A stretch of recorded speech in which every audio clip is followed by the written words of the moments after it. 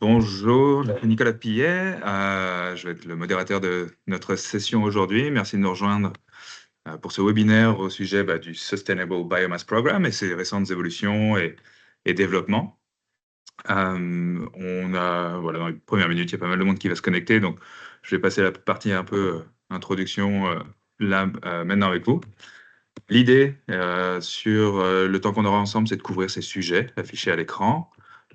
C'est vraiment pour guider un peu la conversation. On peut prendre un peu plus, un peu moins de temps. On n'est pas dogmatique. On prévoit 1 heure et demie à peu près, mais on a réservé 2 heures si les échanges veulent se prolonger. Euh, on va essayer de rendre la session un peu interactive, donc de répondre un maximum aux questions. Donc après chaque thème, on prendra un tout petit peu de temps pour pouvoir y répondre, et également à la fin s'il y a des sujets un peu annexes qu'on veut pouvoir couvrir. Très rapidement, les présentations à la fin seront partagées. Donc, vous n'avez pas besoin de le poser comme question dans le chat, c'est peut-être la question la plus populaire en général. On enregistre actuellement ce webinaire et on va essayer de partager cet enregistrement également. Vous avez une fonction chat ou Q&A, enfin question-réponse sur Teams. Utilisez-la pour pouvoir justement les poser au fil de l'eau. Et à chaque fois qu'on aura terminé une section, on y reviendra, on essaiera de les couvrir, ou en tout cas un maximum si vous êtes nombreux à les poser. S'il y a un souci, utilisez la fonction chat plutôt, envoyez un petit mot. On essaiera de voir si on peut régler. Ça, c'est plus un souci technique. Donc, n'hésitez pas à envoyer un petit mot. Je vais regarder ça tout au long de ce webinaire. Donc voilà, je me suis rapidement présenté. Je suis le point de contact en France pour Preferred by Nature. Vous allez un tout petit peu m'entendre plus sur la partie modération, les questions, les choses comme ça. Mais aujourd'hui, vous avez la chance d'avoir Nicolas Viard, le directeur technique de SBP, du Sustainable Biomass Program, qui, au-delà de ses compétences techniques, à travers son expérience sur différents schémas de certification, est également français. Et donc, ce qui est très utile pour organiser ce webinaire pour couvrir un peu les exigences et les évolutions récentes. Très rapidement, si vous n'êtes pas familier de notre organisation, Preferred by Nature, on est une organisation à mission qui a une trentaine d'années, basée au Danemark initialement.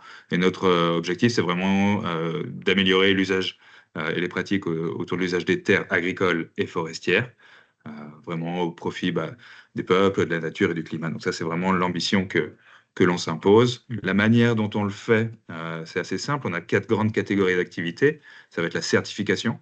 Donc, c'est vraiment de quoi on parle en ce moment avec vous aujourd'hui, que ce soit sur des schémas sur lesquels on est accrédité, comme le SBP, mais aussi le FSC, PEFC, etc., ou certains schémas qu'on a pu développer nous quand on estimait qu'il y avait un besoin particulier sur une commodité, une géographie, des choses comme ça. On a une activité de conseil, des collègues à nous vont aider les entreprises principalement sur leur politique d'achat, comment les développer, les décliner, aller vérifier sur le terrain sur certains sujets, répondre à des enjeux réglementaires tels que le règlement déforestation par exemple, tout ce qui est à base d'analyse de risque est un gros morceau de notre activité de conseil. On a quelques formations sur étagère également qu'on délivre à travers le monde, donc que ce soit sur les pratiques forestières, agricoles, la traçabilité, la transparence ou même la légalité au sens large. Voilà, c'est un peu la partie formation, montée en compétences qu'on peut avoir. Et également des projets, donc comme je disais, on est une organisation à mission, une ONG, des projets pour lesquels des bailleurs nous financent, que ce soit sur de la montée en compétences, sur du changement de pratique ou de la diffusion d'informations, de savoir, etc. Donc très rapidement, vous voyez un peu la carte, vous voyez les pays sur lesquels on intervient. Nous sommes quasiment 400 maintenant, avec un réseau de consultants quand on a besoin de soutien. Comme je disais, voilà, ça fait une trentaine d'années qu'on intervient. Rapidement, les secteurs, donc ça va être tout ce qui est foresterie et agriculture. Tout ce qui est voyage ou tourisme durable, c'est un peu annexe, ne me posez pas trop de questions là-dessus. Et vous voyez les commodités sur lesquelles on intervient. La biomasse a depuis longtemps été un sujet fort chez Preferred by Nature, mais principalement en Europe du Nord, au Danemark en particulier, mais ainsi que les grandes zones de production en Europe, en Amérique du Nord. La montée du schéma SBP en France s'est principalement faite à réaction et suite à la demande des autorités compétentes. Donc c'est pour ça que ça a peut-être pu générer un peu un goulot d'étranglement en termes de demande ou de livraison de rapports d'audit, etc. Mais avec le temps, ces évaluations se lisent sur l'année et permet un travail plus fluide de nos équipes. Juste à titre d'information, notre capacité d'action sur cette certification actuellement est de 3 auditeurs. On a 2-3 auditeurs francophones qui peuvent les soutenir également. Puis on a une équipe globale pour les accompagner. Donc voilà, très rapidement, c'est ce que je voulais mentionner pour mettre un peu en place le paysage de cette conversation. Et je vais passer le micro à Nicolas Viard, qui va vous faire une petite intro, puis après approfondir dans les sujets que vous avez vus juste avant. N'hésitez pas en tout cas à utiliser la fonction questions et le chat pour qu'on puisse avoir un échange constructif par la suite. Merci à toi, Nicolas. Merci Nicolas pour cette introduction et bonjour, bon après-midi à tout le monde. C'est un plaisir d'avoir été invité pour présenter les évolutions récentes de SVP. Donc je suis le directeur technique de SVP. Ça fait 3 ans que je suis chez SVP et je m'occupe de tout le côté technique de l'organisation, ce qui est le côté normalisation, maintien des normes, amélioration des normes. Certification et accréditation, et aussi le nouveau gros sujet qui nous intéresse, c'est le carbone, avec la constitution d'un groupe de travail dédié au carbone et une personne, Chris, qui nous a rejoint l'année dernière pour se focaliser dessus. Je vais présenter, je vais présenter 3 types de mises à jour qu'on a faites. Ça va être norme 1, version 1, version 2. Puis après, on aura un temps de questions-réponses. Après, on aura la RED 3, parce que c'est un peu le gros sujet qui nous occupe en ce moment.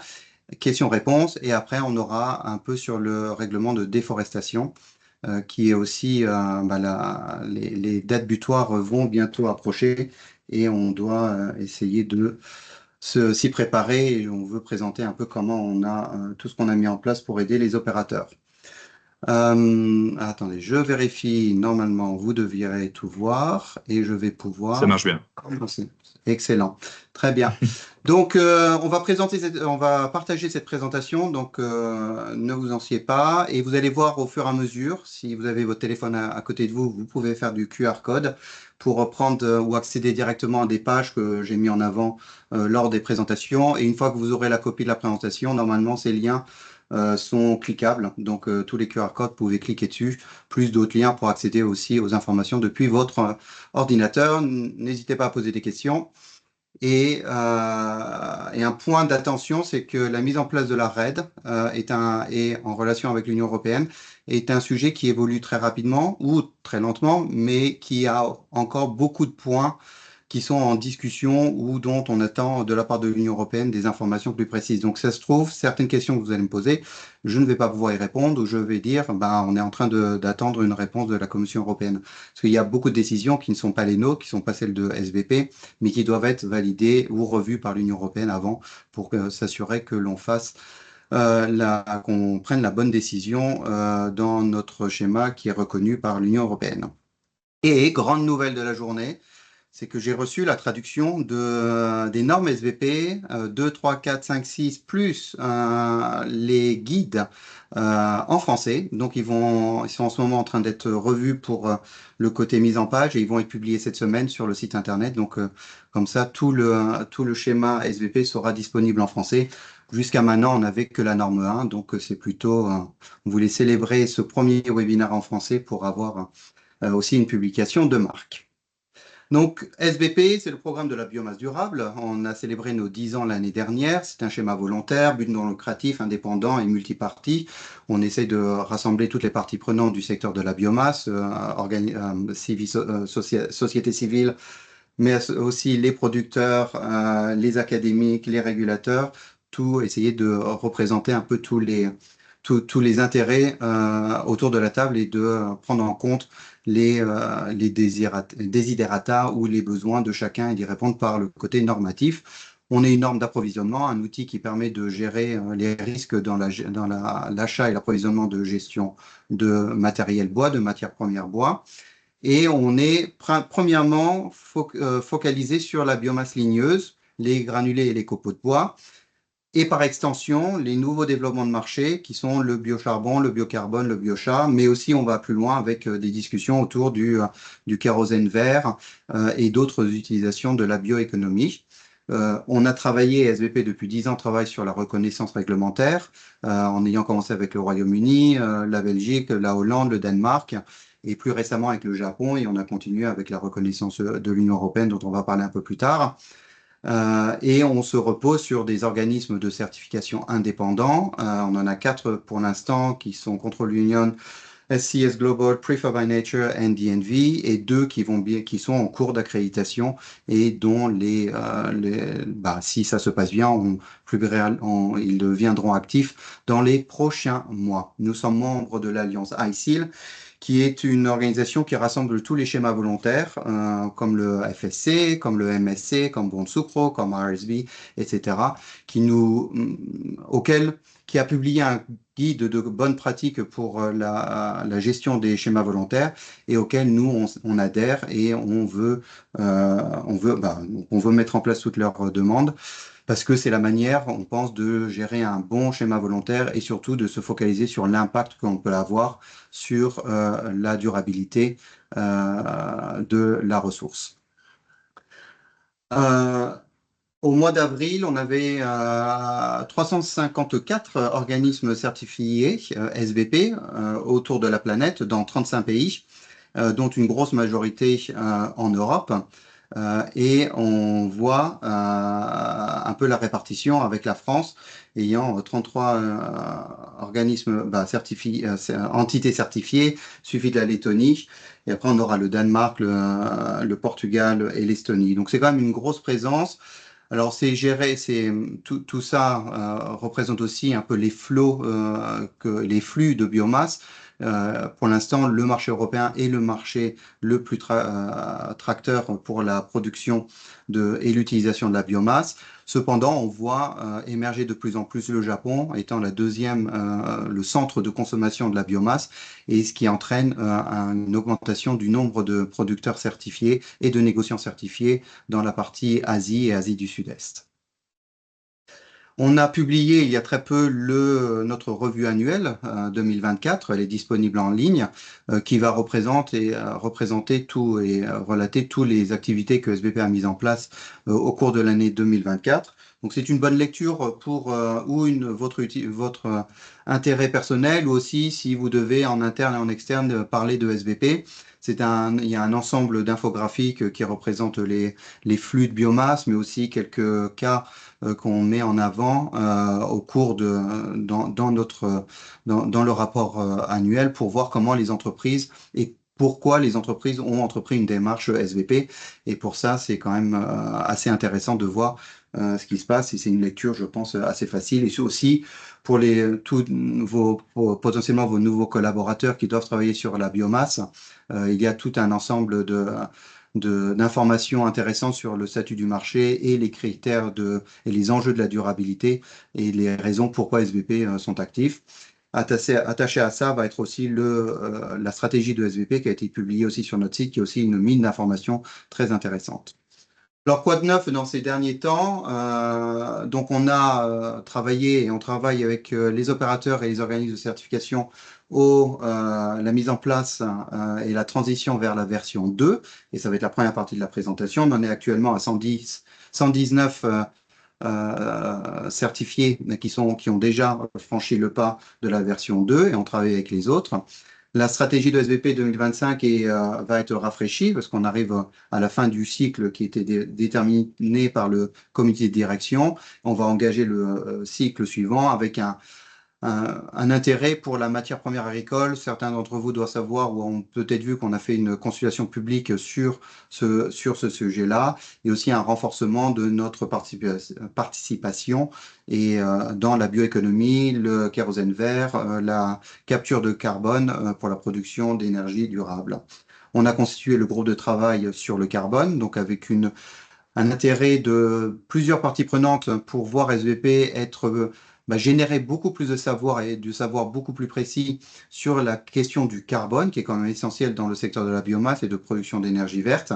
Donc, on a rassemblé un nombre d'experts, ils sont 6 autour de la table, pour réfléchir d'abord sur le carbone forestier, et après, la hiérarchisation a été aussi un de leurs sujets de travail, et on est en train de mettre en place un plan d'action avec eux pour les différents sujets sur lesquels on sait les opérateurs mais aussi les autorités compétentes parfois se tournent vers SVP pour avoir un peu plus de savoir, et on veut générer ce savoir. On a participé à plusieurs projets transversaux internationaux. Le premier, c'est le Risk Information Alliance, qui est supporté par ICIL et SECO, qui est l'entité de développement du gouvernement suisse, qui aide à travailler à réfléchir sur l'analyse de risque et sur la cohérence des données entre différents schémas et utilisateurs de ces analyses de risque, et un projet européen qui s'appelle Horizon Project au sujet de la bioéconomie. Sur la reconnaissance, donc on est reconnu en Union européenne, au Japon, au Royaume-Uni, en Hollande et en Flandre. On a mis en place notre module sur le DTS, qui est l'outil informatique de SVP, sur la déforestation, et je vais en parler un tout petit peu à la fin. Et on est en train de travailler sur un calculateur carbone pour faire du calcul de gaz à effet de serre au cours tout au long de la chaîne de valeur. Et enfin, on a mis en place un forum, plusieurs forums régionaux, Asie, Amérique et Europe. Deux ont été faits en Asie, au Vietnam. Le prochain va être le Forum Amérique qui va avoir lieu à Atlanta le 26 juin prochain. Et au 30 octobre prochain, on organise aussi le Forum SVP Europe. Donc plus d'informations vont être fournies et accessibles sur notre site dans les mois qui viennent. Et enfin, on fait pas mal de formations en ligne, bien sûr. Tout le matériel de formation est en ligne, est accessible, mais aussi en présentiel. Par exemple, la Lettonie a lieu le mois prochain, après avoir fait le Danemark il y a un mois. Et enfin, on a mis à jour notre trademark licensing, sur le contrat entre SVP et les opérateurs certifiés. Donc, la biomasse agricole, comme j'ai indiqué, c'est un intérêt stratégique de SVP. On est en train d'y travailler. La consultation publique s'est fermée le 2 mai, a été close le 2 mai. Et maintenant, on travaille sur les commentaires reçus. Et merci à tous ceux qui ont participé pour pouvoir développer la prochaine version de cette adaptation du standard 1 à la réalité de la biomasse non ligneuse, et aussi faire quelques pilotes pour pouvoir tester ce document dans la réalité. Pour les objectifs, donc on va d'abord regarder la version 2 de SVP, puis après on va regarder RED 3 et il y aura des questions. Questions-réponses tout au long. Vous pouvez utiliser le Q&A, la fonction Q&A du chat, comme ça on va pouvoir capter ces questions et y répondre au fur et à mesure. Alors, si je devais résumer à deux choses cette journée, et ça c'est vraiment extrêmement important de bien se mémorer ou se remémorer ces deux dates, le 21 mai et le 9 novembre. 21 mai, c'est la date à partir de laquelle les opérations doivent être faites en conformité avec la RED 3. Le 9 novembre, c'est la date butoir pour avoir transitionné sur la norme version 2.0 de SVP. Donc, ces deux dates sont à marquer dans vos calendriers, à discuter avec vos collègues et vos fournisseurs parce qu'elles sont extrêmement importantes. Si on regarde les modifications que SVP a mises en place entre la version 1 et la version 2, alors je ne vais pas faire trop de comparatifs parce que pour les gens qui n'ont jamais été certifiés version 1, ça fait plus beaucoup de sens. Mais par contre, je vais quand même indiquer tout ce qui est très important ou le côté principal des changements qui ont été apportés par la version 2. Alors, comme on n'a pas beaucoup de temps, hein, ces formations, elles peuvent prendre 2 jours en présentiel. Pour vous rassurer, tout est disponible sur la chaîne YouTube de SVP, dont le lien est mis sur la page, sur le slide, sur le diapo que vous voyez. Et grâce aux fonctions YouTube, vous pouvez faire du sous-titrage, mais aussi de la traduction instantanée. Alors, plus ou moins correct, mais au moins pour comprendre le sens de ce qui est discuté, c'est très, très utile et très important. Et tous les webinaires, dont celui-là, vont être publiés pour faciliter l'accès au savoir, mais aussi pour pouvoir réécouter et après, potentiellement, retravailler certains éléments de vos systèmes mis en place. Donc, le cadre normatif de SVP est compris et s'oriente autour de 6 normes, les normes 1 à 6, ainsi que le glossaire. On dispose aussi de plusieurs documents d'instruction, des instruction documents, des rapports d'analyse comparative, ça va être le benchmarking, et d'évaluation de risques régionaux, ainsi que tous les documents RED 2, mais aussi Japon, comme vous pouvez le voir dans le bas, qui s'applique aussi à tous les opérateurs qui importent vers le Japon. Donc, il est important aussi de noter, et maintenant qu'elles sont disponibles en français, c'est très important, les guides qui ont été créés pour la norme 1, 2 et 4. Donc, c'est vraiment des sources d'informations très importantes à prendre en compte pour aller un peu plus loin que la simple lecture des indicateurs. Donc aujourd'hui, on va regarder les 6 normes et mettre en avance et en évidence les principaux changements qui ont été faits pour entendre ce qu'on attend et ce qui doit être mis en place pour la certification SBP. Aussi, pour faciliter, parce qu'on a publié ces normes en 2023 et on a collecté depuis un certain nombre de questions et on a travaillé sur ces réponses et on a publié sur le site internet une section qui s'appelle questions et réponses Q&A sur la norme 2.0, donc disponible sur le site via ce lien-là. Et c'est important quand vous avez une question, alors de regarder dans le guide déjà s'il y a une information qui pourrait expliquer un peu plus ce qui est attendu dans le secteur dans un indicateur particulier. Et si la réponse n'est pas claire, ensuite d'aller dans cette section du site pour voir si la question a déjà été posée par quelqu'un d'autre. Et après, s'il n'y a toujours pas de réponse et si vraiment vous ne trouvez pas de réponse, vous pouvez toujours nous contacter. On est plus que heureux d'apporter des éclairages supplémentaires sur la compréhension de nos normes. Alors, les points forts des exigences de la norme 1 se représentent autour de 4 principes, 8 critères et 42 indicateurs.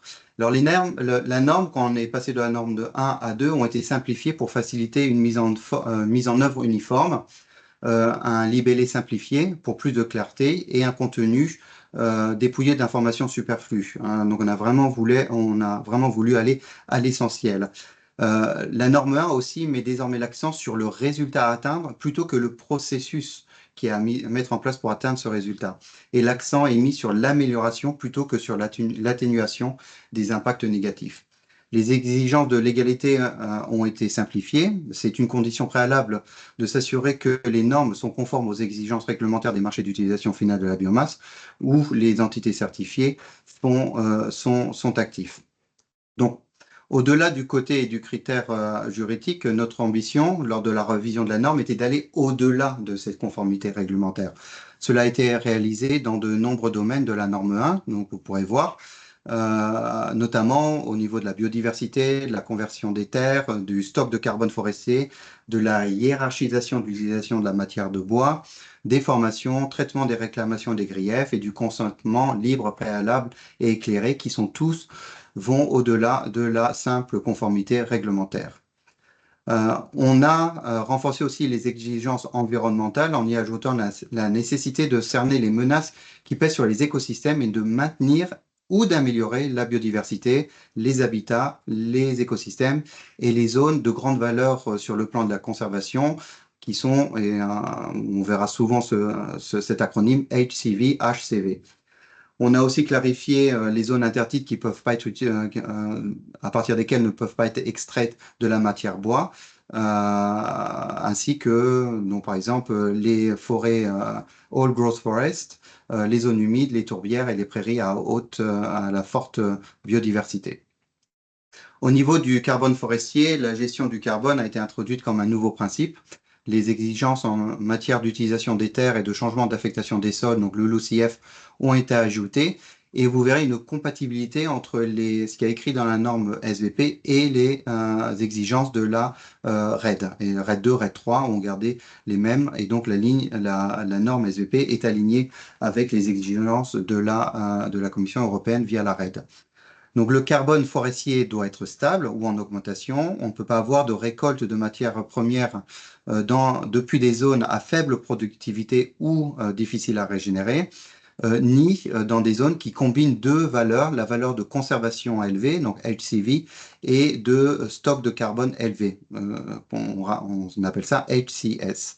Donc ces deux zones combinées, quand les deux critères sont combinés, l'extraction de matière n'est pas utilisée, n'est pas autorisée dans le schéma SBP.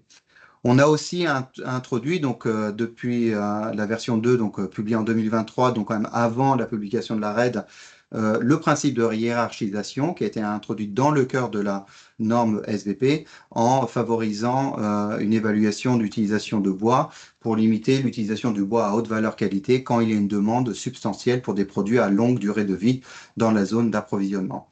Et d'ailleurs, on a publié sur ce point-là tout un papier de réflexion qui est aussi disponible sur le site Internet pour évaluer comment la méthodologie SVP peut être aussi utilisée ou utilisable dans le contexte de la RED. Au niveau social, la norme a considérablement amélioré grâce à de nouvelles exigences sociales renforcées. On lutte bien entendu contre les discriminations en renforçant aussi la protection des travailleurs et leurs droits en matière de rémunération, d'heures de travail et de formation. Des exigences nouvelles ont été ajoutées pour protéger les zones à partir desquelles les communautés accèdent à leurs besoins fondamentaux et pour protéger les sites de haut patrimoine culturel. Et enfin, le droit des peuples autochtones sont protégés par l'exigence du consentement préalable, libre et éclairé, introduite par 2 indicateurs. Finalement, aussi, on a décrit et on a ajouté une adaptation de la norme 1 pour tout ce qui est bois non issu des forêts, donc ce qu'on appelle Tree Outside the Forest, et toutes ces exigences, donc l'applicabilité des exigences de la norme 1 ont été évaluées dans le contexte de bois en dehors des forêts, et tout ça a été rassemblé dans un document qui s'appelle Instruction Document 1A. Donc, si on regarde en général le résumé, ça va être cet ensemble de nouveaux indicateurs ou renforcés lors de la révision. Au niveau de l'exigence AA, donc elle est en complément de la norme 1, surtout si pour les opérateurs qui utilisent du bois qui deviennent en dehors de zones forestières. Et dedans, vous verrez au début, on clarifie la classification de ces bois en dehors de la forêt et c'est marqué dans le premier tableau au début du document, au début du document, est marqué en bleu clair. Donc on va ainsi distinguer 2 catégories de tree outside the forest, donc de bois en dehors de la forêt, qui sont les matières premières urbaines et paysagères et les matières premières pour les terres venant de terres agricoles. Donc pour les matières premières urbaines et paysagères, ça comprend par exemple les arbres en fin de vie et les arbres de récupération de jardins, des parcs, des brise-vents, l'exploitation de bois en bordure des routes, les chantiers de construction, etc. Tous à l'extérieur de la forêt et des terres agricoles. Si le bois provient de terres agricoles, donc ça va rentrer dans la catégorie résidus de terres agricoles, par exemple les résidus de verger, mais aussi l'agroforesterie, et aussi pour tout ce qui est production agricole dont le bois n'est pas le premier produit, donc ce qui va être par exemple les arbres fruitiers. Et enfin, là, on va aussi rentrer dans cette catégorie tout ce qui est bois de haie ou de taillis à courte rotation, si le sol sur lequel ces taillis ont été plantés ont une classification agricole dans le pays où ça se passe. Donc tous ces bois-là vont rentrer dans le champ d'application de ce document 1A. Et le document fonctionne avec une applicabilité des indicateurs de la norme 1 ou non. Il n'y a aucun indicateur nouveau différent par rapport à la norme 1. C'est juste identifier si les indicateurs de la norme 1 s'appliquent ou ne s'appliquent pas dans le contexte de ce bois en dehors de la forêt. La norme 2, elle, c'est un peu ce qu'on appelle le moteur de la certification de SBP, parce que le système de certification SBP s'applique toujours sur une approche basée sur les risques. Donc, à l'aide de la norme 2, les producteurs de biomasse évaluent le risque de non-conformité par rapport aux principes, critères et indicateurs de la norme 1 lors de leurs approvisionnements. Donc, les risques vont être divisés en 2, ou c'est des risques faibles, ou c'est des risques spécifiés. Ça n'a pas changé entre la norme version 1 et la norme version 2. Donc, les opérateurs doivent s'assurer que tous les risques qui ont été identifiés comme spécifiés, donc on peut dire élevés, sont gérés, mais aussi réduits à un niveau faible. Ou, si ce n'est pas possible, c'est de devoir exclure cet approvisionnement ou ces matières premières associées parce que les risques sont trop élevés et peuvent pour entrer dans les chaînes d'approvisionnement de SBP. Les opérateurs qui obtiennent la certification vont devoir démontrer qu'ils ont bien analysé le risque et aussi qu'ils ont suffisamment réduit ce risque d'approvisionnement par rapport aux exigences de la norme 1. Alors, à savoir que dans l'annexe 1 de ce document, il y a aussi des exigences particulières pour les résidus de production industrielle ainsi que les matières premières issues du recyclage. Le document est divisé en plusieurs sections. Je vais regarder rapidement ce qu'il y a dans ces sections, mais c'est à peu près les éléments logiques à suivre lorsqu'on met en place une analyse de risque complète. Le premier, c'est de définir et de faire une cartographie de la zone d'approvisionnement pour identifier les sources ainsi que tous les opérateurs qui ont potentiellement un impact sur le risque lors de l'approvisionnement de la biomasse. Le chapitre 2, ça va être sur cette traçabilité, donc obligation de pouvoir démontrer que le bois auquel on s'approvisionne peut être démontré comme venant de la zone d'approvisionnement définie. Le chapitre 3 va être sur l'évaluation de la zone d'approvisionnement. Donc, c'est une évaluation approfondie de la zone d'approvisionnement pour identifier les risques potentiels. Donc, ce chapitre également introduit le concept de système comparatif, donc de benchmarking, et explique comment fonctionne le benchmarking, et je vais le présenter d'une manière un peu plus détaillée dans la diapositive suivante. Le chapitre 4 va regarder le besoin de faire et d'écrire un rapport qui va être publié sur la zone d'approvisionnement avec tous les détails des activités qu'il y a à mettre en place. Les chapitres 5, 6 et 7 rentrent dans les détails des mécanismes d'analyse et de gestion des risques. Et enfin, le chapitre 8 va regarder l'engagement avec les parties prenantes, qui est très importante lors de la définition et la gestion du risque. Ça permet d'avoir une visibilité des actions faites par l'entreprise, du producteur de biomasse, vis-à-vis de ses parties prenantes en disant on travaille pour l'amélioration continue de l'approvisionnement du bois, mais aussi une visibilité pour les organismes et la société civile ou toutes les parties prenantes locales pour en comprendre et aussi participer à cette gestion de risque. Et enfin, l'annexe 1 est importante parce qu'elle va détailler ce que les opérateurs doivent faire pour démontrer que l'approvisionnement est issu soit d'un résidu de production industrielle ou soit d'un flot de recyclage. Et c'est important parce qu'il y a des facilités d'accès à la chaîne d'approvisionnement SBP pour ces deux types de fournitures. Donc la matière première, on a trois catégories, la matière première primaire, les résidus de production industrielle et tout ce qui est post-consommation, c'est un peu une traduction limite, mais c'est tout ce qui est recyclage. Pour ces trois catégories, il y a trois approches un peu différentes dans l'accès à la norme et à la certification SBP. Pour le cas d'une matière première primaire, l'évaluation des risques de la zone d'approvisionnement est toujours nécessaire et toujours requise. Cependant, l'approvisionnement en matière première primaire venant d'un système reconnu, PEFC ou FSC, peut aider à cette gestion de risque. Et donc, l'analyse de risque se limite uniquement aux indicateurs SBP non couverts par les schémas reconnus.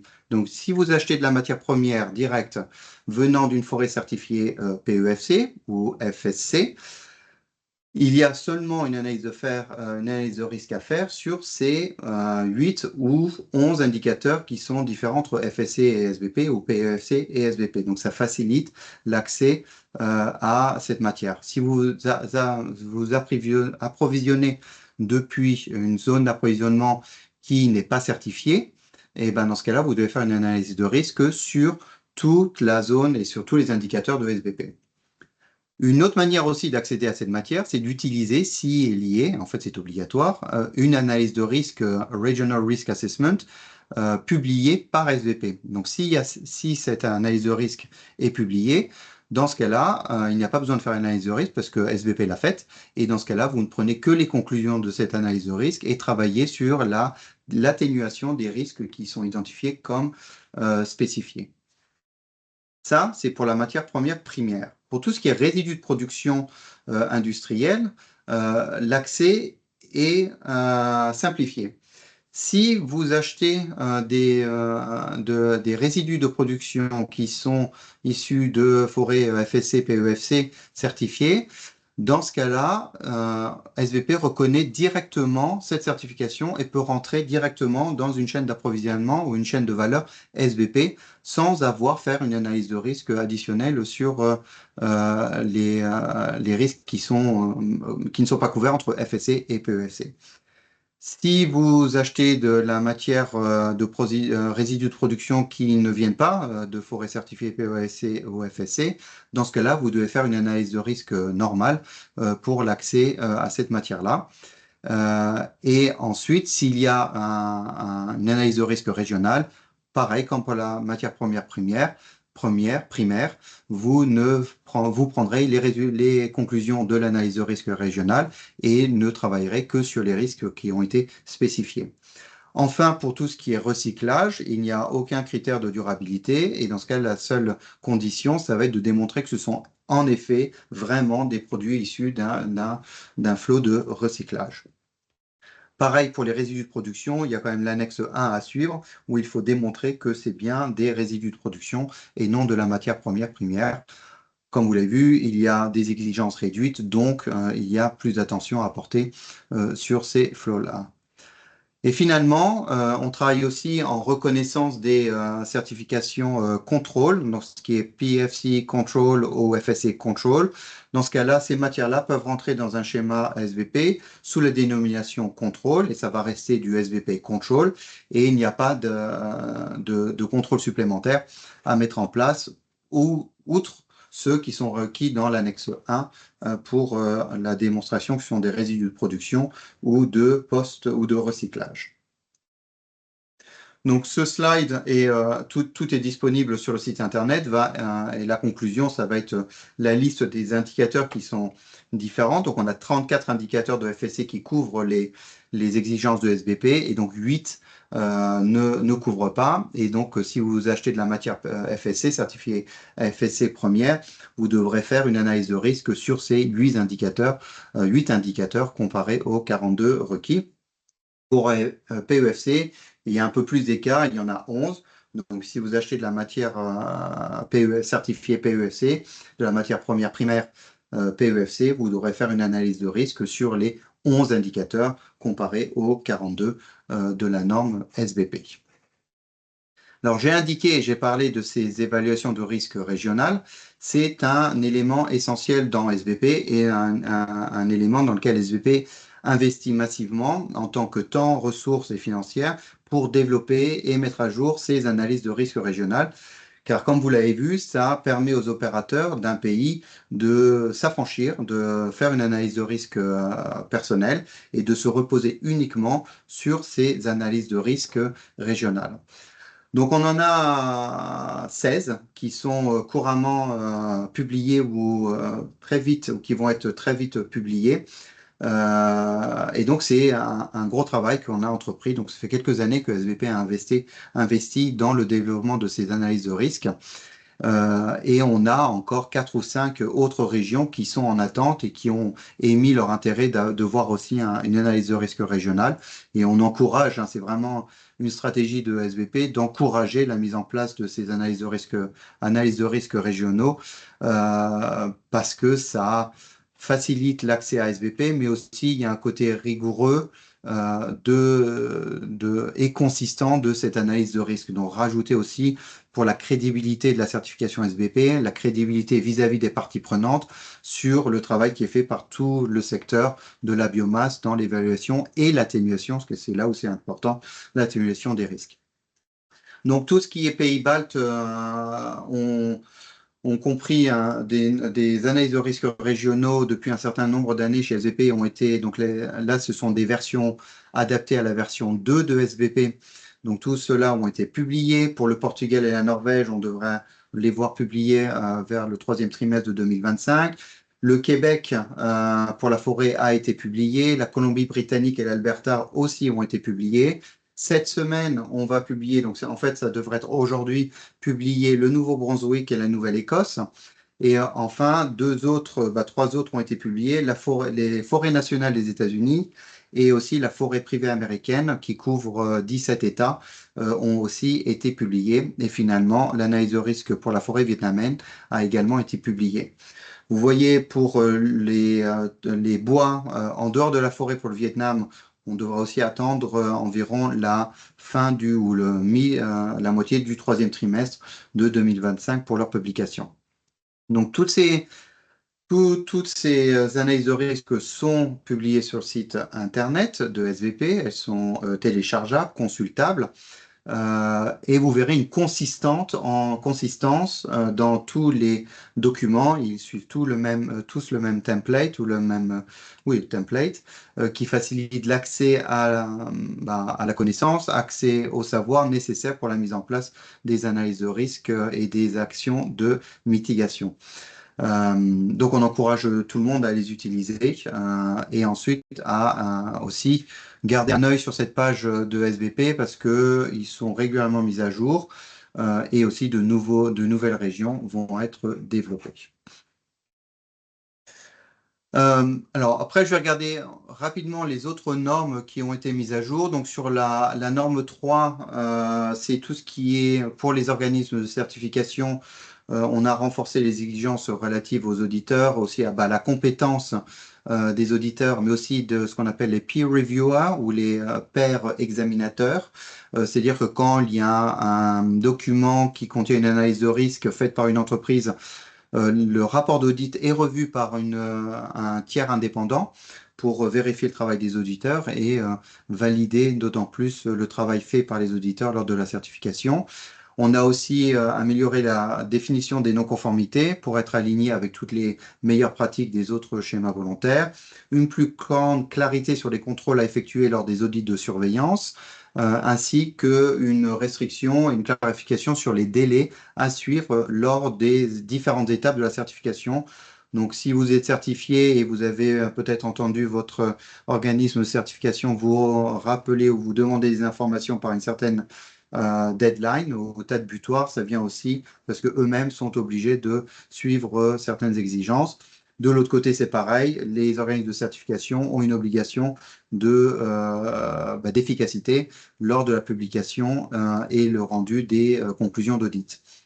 Et enfin, la norme a été révisée pour introduire des mises à jour sur la planification des audits et les échantillonnages à suivre lors des audits. La norme 4 s'occupe de la traçabilité et de la chaîne de contrôle. Donc, un changement majeur a été fait par rapport à la version 1, c'est que SVP maintenant détient tous les éléments pour avoir une chaîne de traçabilité SVP autonome. Les normes FSC et PEFC sont toujours utilisées comme une source d'information, mais on a arrêté de demander l'obligation de la certification COC, Chain of Custody, FSC et PEFC, lors de la mise en place des exigences de SVP. Maintenant, SVP a sa propre norme de traçabilité et de balance massique indépendante et qui est contenue dans la norme 4. Donc, ça fait aussi qu'on est parti au loin du système de crédit qui est utilisé par PEFC ou FSC et SVP utilise uniquement le système de balance massique pour être aligné 100% avec les exigences de la traçabilité et de la balance massique de la RED introduite par la RED 2 et compris encore dans la RED 3. Donc, d'autres changements aussi ont été rajoutés sur le plan des engagements avec les parties prenantes, ainsi que des critères sur l'intégrité commerciale, les groupes de produits et enfin sur les exigences documentaires. Sur la norme 5, donc ce qui est tout transfert de données, donc SVP, un des points forts de SVP, c'est la collecte et la transmission de données le long de la chaîne d'approvisionnement. Beaucoup d'informations sont demandées de la part des opérateurs de biomasse, donc les producteurs de biomasse doivent collecter un certain nombre d'informations sur les utilisations d'énergie, mais aussi sur les transports de la biomasse et toutes les opérations dans leurs usines pour la production de biomasse. Toutes ces informations sont utiles si elle est ensuite transmise, jusqu'à l'utilisateur final, donc généralement les centrales électriques ou de chaleur, qui doivent ensuite faire du calcul de gaz à effet de serre pour démontrer la conformité avec les exigences de la RED, de l'Union européenne. Et donc, c'est grâce à ce système de collecte et de transmission automatique des données que SBP participe et facilite le travail des différents opérateurs dans la chaîne de valeur de SBP. Donc, quand on a revu cette norme, on a mis à jour un peu les différents éléments de collecte de données. On a remis aussi un jour un peu sur la classification des différents groupes de produits qui sont utilisés et aligné avec les exigences des différentes commissions européennes ou aussi d'autres éléments de la norme. Donc c'est pour ça qu'on a mis à jour le rapport qui s'appelle SAR, donc le document qui s'appelle SAR, ainsi que mais il y a aussi un autre qui s'appelle SREG, qui sont les éléments précis de collecte de données pour les transports de la biomasse entre le producteur et les différents éléments de la chaîne de valeur. On a continué d'introduire la norme 6 qui permet le calcul des gaz à effet de serre.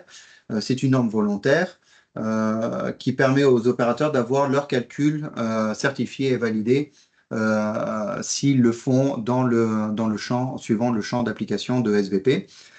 Toutes les instructions de travail et de calcul précis sont détaillées dans l'instruction document 6D. Et important, à la réponse d'une demande générale, SBP est en train de développer un calculateur pour faciliter le calcul de gaz à effet de serre. Donc c'est un travail assez compliqué et assez gigantesque. Chris, mon collègue, passe ses journées et peut-être ses nuits à détailler ce calculateur, mais il avance d'une manière assez prononcée et donc on espère prochainement pouvoir partager un calculateur pour faciliter les opérations et les opérateurs à utiliser les données qui sont collectées par SBP et qui sont transmises via le DTS, le Data Transfer System, notre système informatique, de pouvoir utiliser ces données, de les rentrer dans un calculateur et d'avoir un résultat fiable sur ces calculs. Donc, c'est un travail qui est en cours et, comme on dit en anglais, stay tuned pour voir quand le système sera publié. On espère très prochainement. Donc sur ce, c'est une vision assez rapide de la norme 2, version 2 de SBP. Donc je vais voir si on a des questions avant de pouvoir passer sur les spécificités liées à la RED. Alors je vais arrêter de partager mon écran pour que je vois tout le monde. Et Merci, Nicolas. Ouais, j'espère que ça n'a pas été trop un gros rapide. bloc. Non. Bah, je pense qu'après, avec toutes ces ressources, les gens auront l'occasion de plonger dans tous les documents et tout ça. Il y a deux petites questions. La première, qui concerne la biomasse agricole. Est-ce que tu as un horizon de temps pour la mise en application de cette partie-là? Oui, oui et non. On a reçu de très bons commentaires lors de la consultation publique.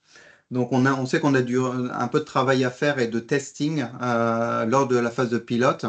Donc, la phase de pilote, on va la commencer d'ici 2, 3 semaines, le temps qu'on mette en place le protocole. Donc, je dirais vers la fin de l'année, on aura peut-être une meilleure visibilité, mais c'est quelque chose que c'est encore à confirmer parce on découvre en même temps un peu toutes les exigences ou les attentes par rapport aux parties prenantes. Donc, il y a quand même un peu de travail à faire.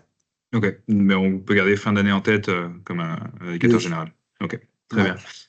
Une autre question, la suivante. Est-ce possible d'avoir une certification SBP qui se limite uniquement aux critères issus du cadre réglementaire de la RED, sans devoir démontrer les critères spécifiques à SBP, voilà, qui vont un peu au-delà? Très- Non, très bonne question. Et la réponse simple ou non, c'est non.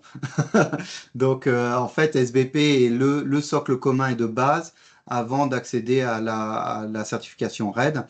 Donc, il y a deux approches une fois qu'on doit faire du SBP, où on fait du SBP contrôle en utilisant des ressources contrôle PEFC ou FSC contrôle, ou alors c'est mettre en place les exigences de SBP normal.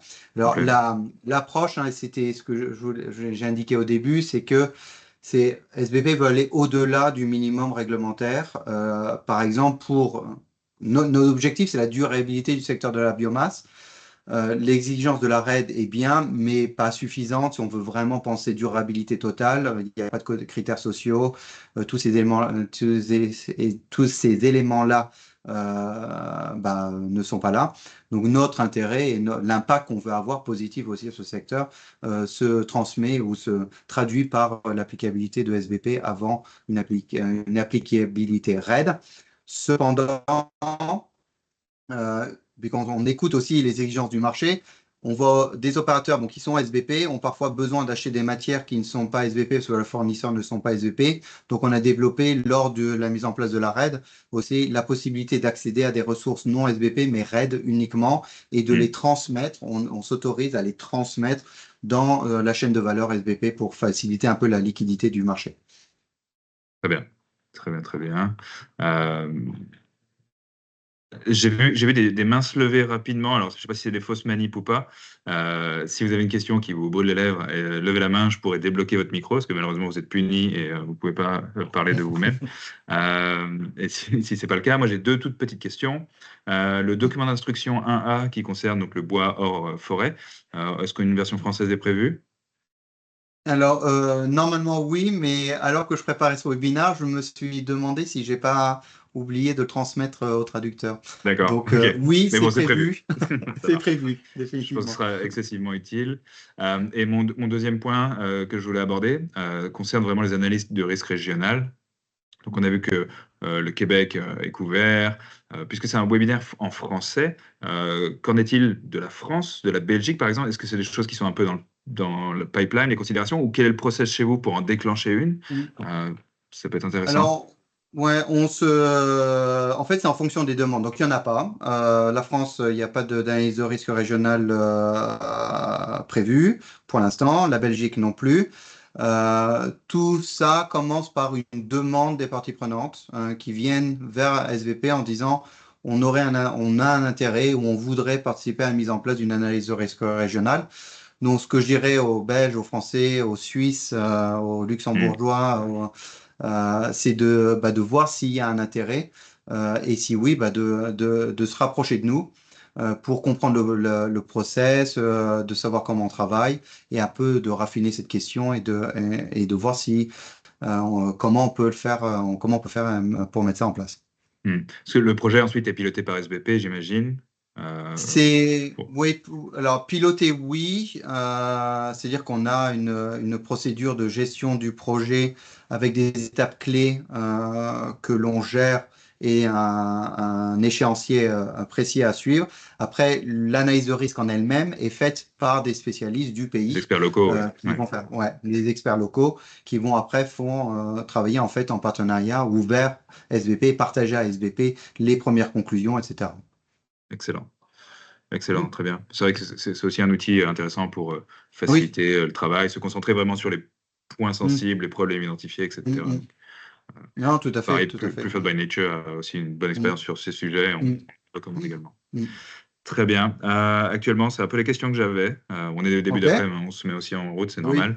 Euh, c'est sûr. Puis ça peut faire beaucoup à prendre d'un coup, hein. Ça aussi, je le reconnais. Il y a beaucoup de choses dans les normes SVP. ouais, après, vous êtes ouvert et s'il y a des questions Mm. qui arrivent par la suite, vous pourrez reprendre contact. Alors, je regarde juste, il y a une nouvelle question qui est arrivée entre-temps. Euh, la Belgique, France, Allemagne ont quand même développé un level A, donc c'est une demi-question. Donc le level A, ça concerne plus les exigences de la RED en termes Oui. de preuves. Euh, Mm. c'est quelque chose qui peut être utilisé par des certifiés SBP. Bah, oui, ça peut être un début de discussion. Après, il faut travailler sur les autres indicateurs et les autres risques de la norme SVP. D'accord. Ouais. Mm. Et ensuite, il y a le terme intérimaire qui est utilisé pour certaines analyses régionales. Qu'est-ce que ça veut dire? Très bien, putain, on voit une lecture précise, hein. C'est ce qui exactement. Donc, c'est en effet une analyse. Donc, lors de la procédure, on a une publication intérimaire, c'est-à-dire que l'analyse de risque a été développée par le Working Body, donc le groupe de travail, a été revu par SVP, est allé à une consultation publique de 30 jours, Les commentaires ont été intégrés, analysés et intégrés dans une dernière version de cette analyse de risque. On publie le document à ce moment-là pour lui donner visibilité par rapport à toutes les parties prenantes. Alors, ça a été aussi un peu, non pas forcé, mais on se rendait compte que la deadline ou la date butoir du 9 novembre, c'est-à-dire à partir de quand toutes les opérations SVP doivent être sous la version 2, devenait de plus en plus proche et il était important que les opérateurs aient accès à l'analyse de risque pour pas qu'ils aient à refaire deux fois le travail. Donc, on a publié ces analyses en tant qu'intérimaire parce qu'à partir de là, va passer une vérification oui, réelle, ouais, et documentaire du process qui a été suivi lors du développement de cette analyse de risque. Donc, c'est un peu un audit du développement de l'analyse de risque par notre comité technique de gouvernance qui va reprendre tous les dossiers qui ont été faits et évaluer s'ils peuvent dire oui, en effet, l'analyse de risque a été bien développée en fonction de la procédure requise par SVP. Donc, on est un peu responsable par rapport au comité technique de gouvernance. Et s'il y a des écarts, on va devoir les retravailler et vérifier, potentiellement amener à des modifications d'analyse de risque, mais on expliquera si ça doit arriver et comment gérer ces changements. D'accord. Bon, c'est clair. Oui, donc c'est vraiment pour faciliter le process avant la date butoir, Oui, que les opérateurs aient les outils nécessaires. Une nouvelle exactement. question. Les gens profitent de ça. Si la matière première n'est pas certifiée par un programme de certification reconnu, pour être éligible, elle doit être évaluée par le SBE du producteur de biomasse. Peut-elle être considérée contrôlée autrement? Est-ce qu'il y a un autre moyen? Alors, au niveau contrôle, il n'y a que deux sources de contrôle. Ça va être FSC contrôle ou PEFC contrôle. Il n'y a pas d'autres sources de faire du contrôle. On n'a pas d'autres critères que il faut que ce soit démontré que ce soit FSC contrôle ou PEFC contrôle. Et sinon, c'est mettre en place le SBE ou l'analyse de risque personnel de l'entreprise pour sur tous les critères SVP. Très bien, c'est clair. Parfait. Bon, pour l'instant, on en est là. Ok, Si tu veux prolonger avec la partie RAID 3, ouais, c'est à on toi. va au RAID 3. Alors, je vais repartager mon écran. Et ça devrait être C'est affiché, on bon. voit bien. Excellent, parfait. Donc, RAID 3, oui, en effet, le hot topic actuel qui a commencé il y a un certain temps, le 31 octobre, pardon, 2023, quand l'Union européenne a publié la mise à jour de la réglementation RAID et qui avait requis une mise en place une entrée en vigueur 20 jours après. Bon, entrée en vigueur, ça ne veut pas dire que tout le monde l'utilisait à partir de 20 jours après. Dans la réglementation, il y avait une obligation pour les États membres de mettre en place cette réglementation mise à jour avant le 21 mai 2025. Donc, pour transposer ce règlement dans les réglementations nationales, la date butoir, c'est le 21 mai. Également à la même date butoir, c'est aussi pour les schémas volontaires d'être réévalués et d'avoir mis à jour les indicateurs relatifs à la RAID et d'être réévalués par la Commission européenne et d'avoir atteint le statut d'être reconnu. Donc, pour les titulaires d'une certification SVP, ces dates sont très importantes parce que ça indique aussi qui doit faire quoi pour quand. Si on regarde le projet de la révision de SVP a été commencé il y a quand même assez longtemps, hein, parce qu'on avait dès octobre 2023 commencé à mettre à jour, octobre 2024, pardon, mettre à jour les documents SVP qu'on avait transmis à la Commission européenne. Mais seulement le 6 mai, donc la semaine dernière, on a reçu, et heureusement et finalement, l'approbation de la Commission européenne au niveau technique. Donc c'est une étape critique et essentielle dans la reconnaissance totale de SVP. Les autres schémas volontaires qui sont responsables et qui travaillent sur la biomasse bois ont aussi reçu, pour ceux qui ont atteint ce niveau, leur confirmation la semaine dernière. Les étapes suivantes vont être des étapes procéduriales au niveau de la Commission européenne avant la publication du décret officiel de reconnaissance. Ça va prendre quelques semaines ou quelques mois. Mais l'important, c'est que SVP a reçu cet agrément technique et qu'on a donc les documents qu'on avait publiés dès le 20 mars 2025 sont corrects. Donc, on savait déjà qu'ils étaient à 100% corrects et c'est pour ça qu'on les a publiés en tant que version de projet, donc draft, pour permettre aux opérateurs de les prendre et de déjà les mettre en place et de mettre à jour leur système documentaire en fonction des exigences de la Commission européenne. Donc, un nouveau calendrier, le calendrier de mise en place, est très strict pour la Commission européenne. Alors, on a essayé et on a contacté la Commission européenne pour avoir des clarifications, mais aussi pour indiquer que ce qu'on nous avait dit dès le début, ça allait être très compliqué, pas pour nous principalement, mais surtout pour les opérateurs, et pour essayer de discuter avec l'Union européenne pour avoir un étalement de la mise en place de la RAID. On avait envoyé un courrier il y a 2 à 3 mois d'ici là. On n'a pas reçu de réponse. Donc, on est obligé de suivre une approche assez stricte de la mise en place de la RAID, c'est-à-dire que à partir du 21 mai, c'est pour ça que j'ai insisté que si vous devez retenir quelque chose, c'est 21 mai. À partir du 21 mai, toutes les opérations en relation avec la RAID devront être faites en conformité avec les exigences de la RAID 3. Donc, si vous êtes un opérateur, un négociant de Pelé, à partir du 21 mai 2025, toutes vos opérations doivent être faites en fonction de la RAID 3. Si vous êtes un producteur de biomasse, toutes vos opérations à partir du 21 mai doivent être en conformité avec la RAID 3. Et ça, c'est vraiment très important. Ensuite, au niveau audit, les audits vont avoir lieu en fonction de votre cycle annuel tel qu'il est déjà prévu.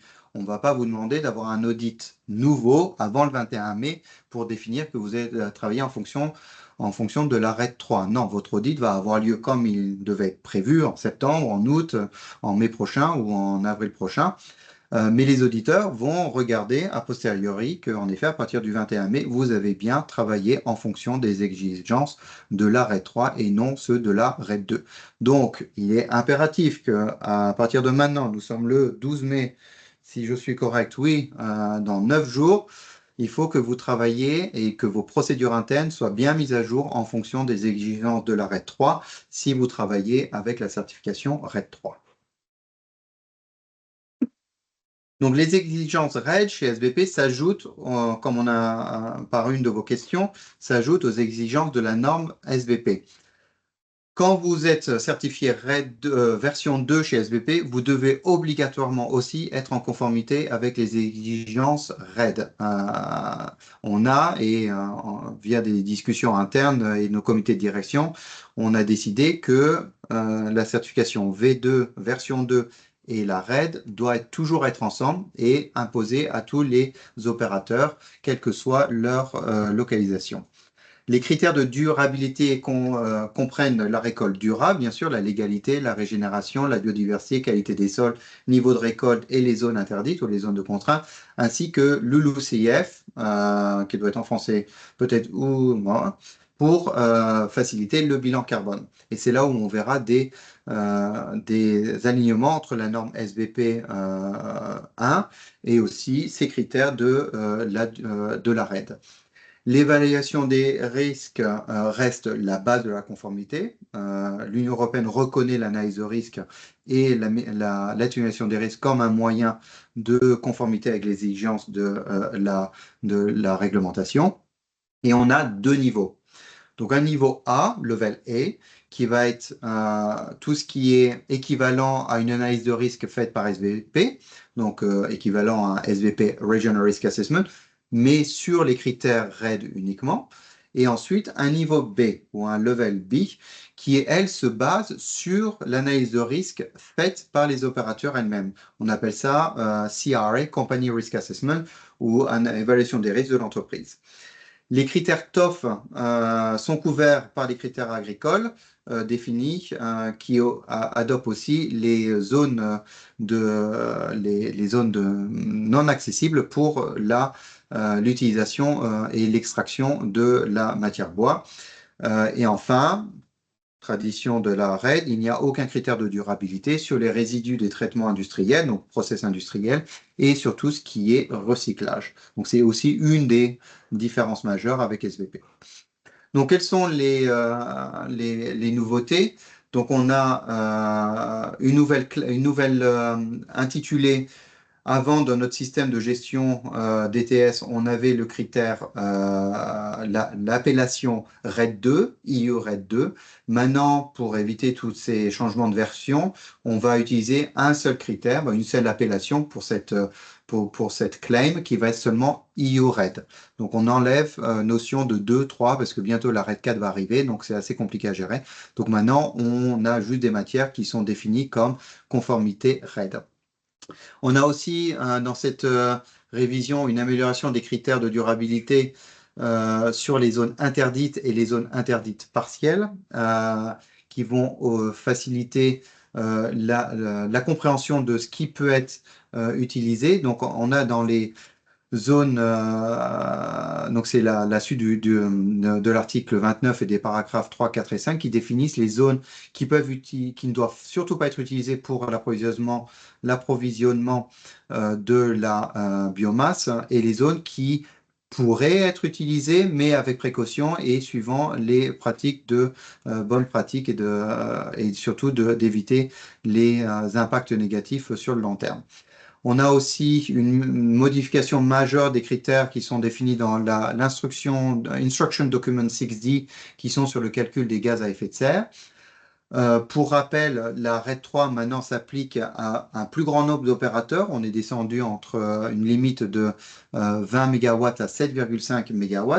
Et enfin, on a l'introduction dans l'article 3 de l'arrêt de ce critère de cascade, de hiérarchisation d'utilisation de la biomasse, qui alors, ne rentrent pas dans les critères de durabilité, dont l'interprétation est laissée aux États membres, mais qui sont un élément essentiel sur l'évaluation si la biomasse peut être ou non supportée par des mesures d'aide que les États allouent à la biomasse bois.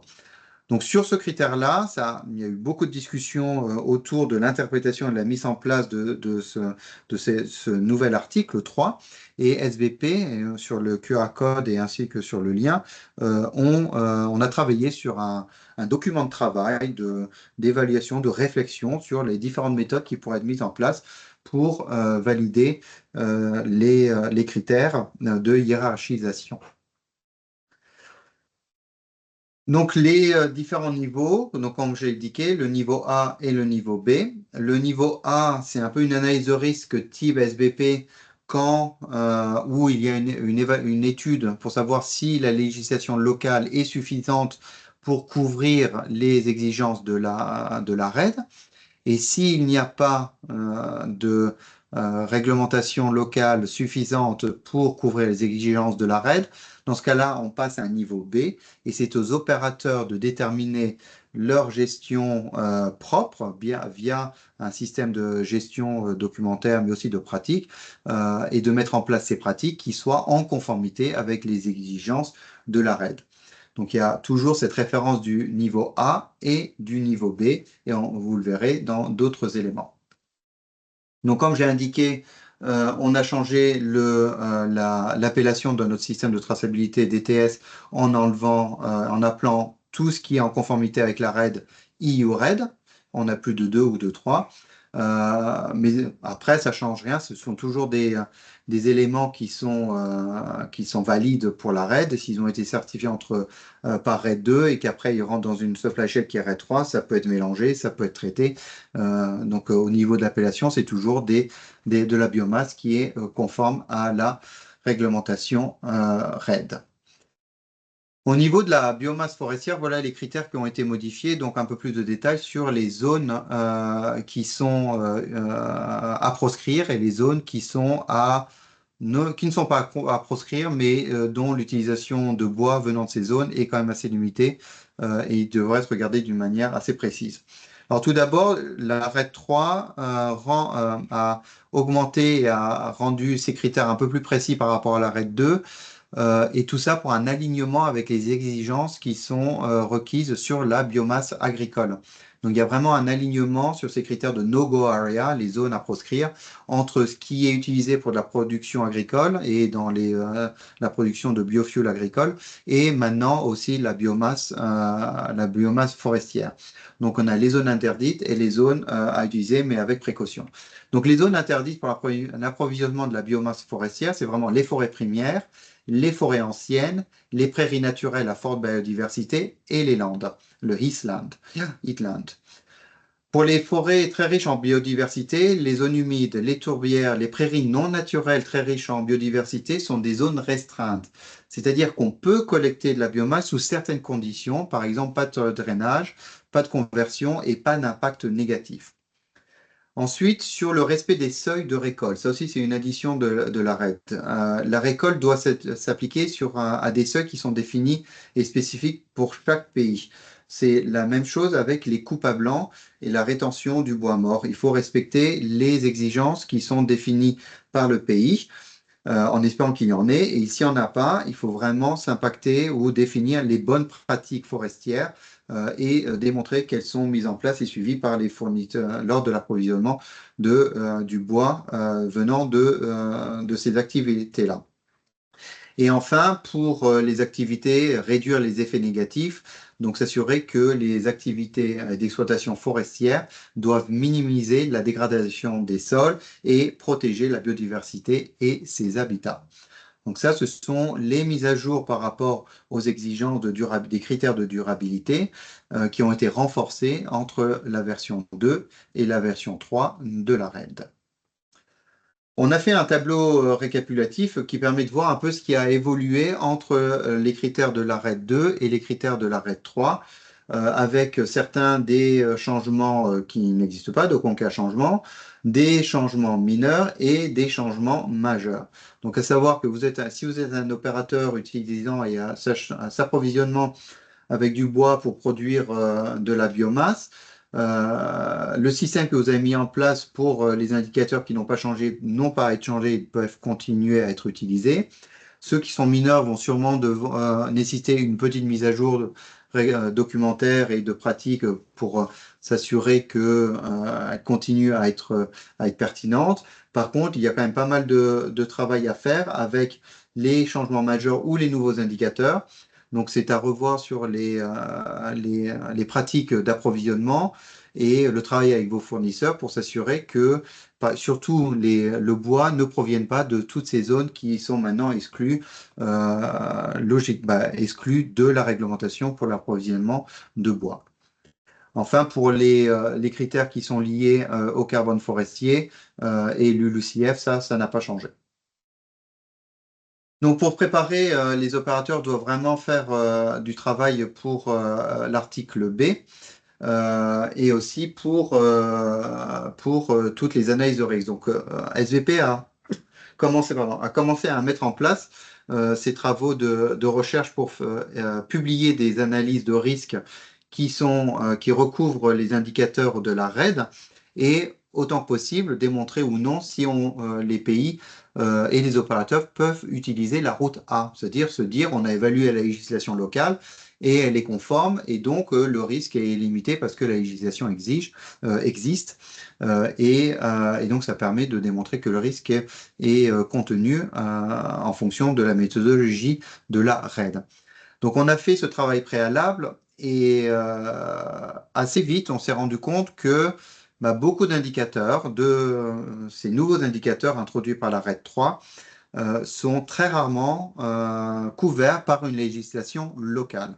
C'est-à-dire que les législations locales, et on a fait le test avec le Danemark et les pays baltes, rapidement avec le Canada, les États-Unis et le Vietnam, on s'est rendu compte qu'il y avait quand même pas mal d'écart entre les exigences de la RED et la législation locale, ce qui fait que dans ce cas-là, de facto, tous les opérateurs devront se tourner vers une route B, un niveau B, de gestion de risque, c'est-à-dire mettre en place des systèmes de prévention et de gestion du risque documentaire et de mise en place que eux-mêmes vont définir et eux-mêmes vont devoir mettre en place. La législation locale ne sera pas suffisante pour démontrer que le site est aligné. Dans d'autres pays, où il y a une mise à jour de la législation européenne, donc la RED 3, et comme en France, il y a une analyse de risque nationale qui a été publiée il y a quelques années pour les critères de la RED 2. Pour les critères, comme j'ai montré un peu avant, qui n'ont pas changé, ces conclusions sont toujours valides. La RED 2, l'analyse de risque RED 2 de la France peut être utilisée comme justification d'un risque contenu. Par contre, pour les nouveaux indicateurs, tant que cette analyse de risque nationale n'a pas été mise à jour en fonction des critères de l'arrêt 3, bah, les conclusions de cette analyse de risque qui a été publiée sur l'arrêt 2 ne sont pas utilisables et donc les producteurs vont devoir regarder à mettre en place eux-mêmes un niveau B, c'est-à-dire développer leur propre analyse de risque et de gestion de risque pour les indicateurs additionnels et nouveaux de la RED. Donc, pour mettre à jour, on a déjà publié l'analyse de risque RED 3 pour le Danemark et pour la forêt du Danemark. C'est en page sur le site internet, c'est sur notre page de consultation publique. Elle a été ouverte vendredi dernier, je crois, ou il y a quelques jours. On va faire la même chose pour les forêts nationales des États-Unis et le Vietnam. La publication va être faite cette semaine pour une consultation publique. On fait une consultation publique parce que c'est la procédure de SVP, c'est une obligation qu'on s'impose pour s'assurer des conclusions. Mais ce qu'on fait aussi, c'est qu'on informe tous les opérateurs de cette consultation publique et donc de la publication d'un projet d'analyse de risque RED 3 pour ces pays-là, pour que les opérateurs déjà puissent regarder les conclusions, les pré-conclusions qui ont été faites et déjà s'adapter en voyant si ça va être plutôt du niveau B ou du niveau A. Et donc, s'il y a un niveau B à faire, bah, c'est que tout le monde se prépare assez tôt à mettre en place ces exigences. Et enfin, pour les pays baltes, la forêt privée et le Canada seront publiés dans les 2 prochaines semaines. On est actuellement en train de travailler avec les experts locaux pour mettre à jour ces documents.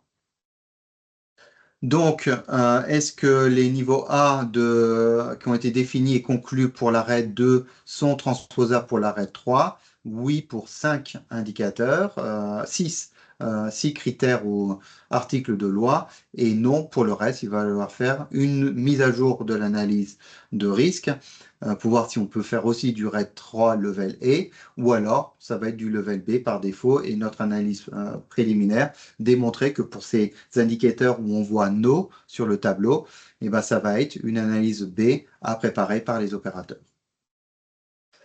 Donc, qu'est-ce qu'une analyse de B et quelles sont des idées de mise en place d'actions pour le niveau B? Bah, c'est bien sûr travailler très en avant et assez rapidement avec ses fournisseurs et les sous-traitants de la chaîne d'approvisionnement.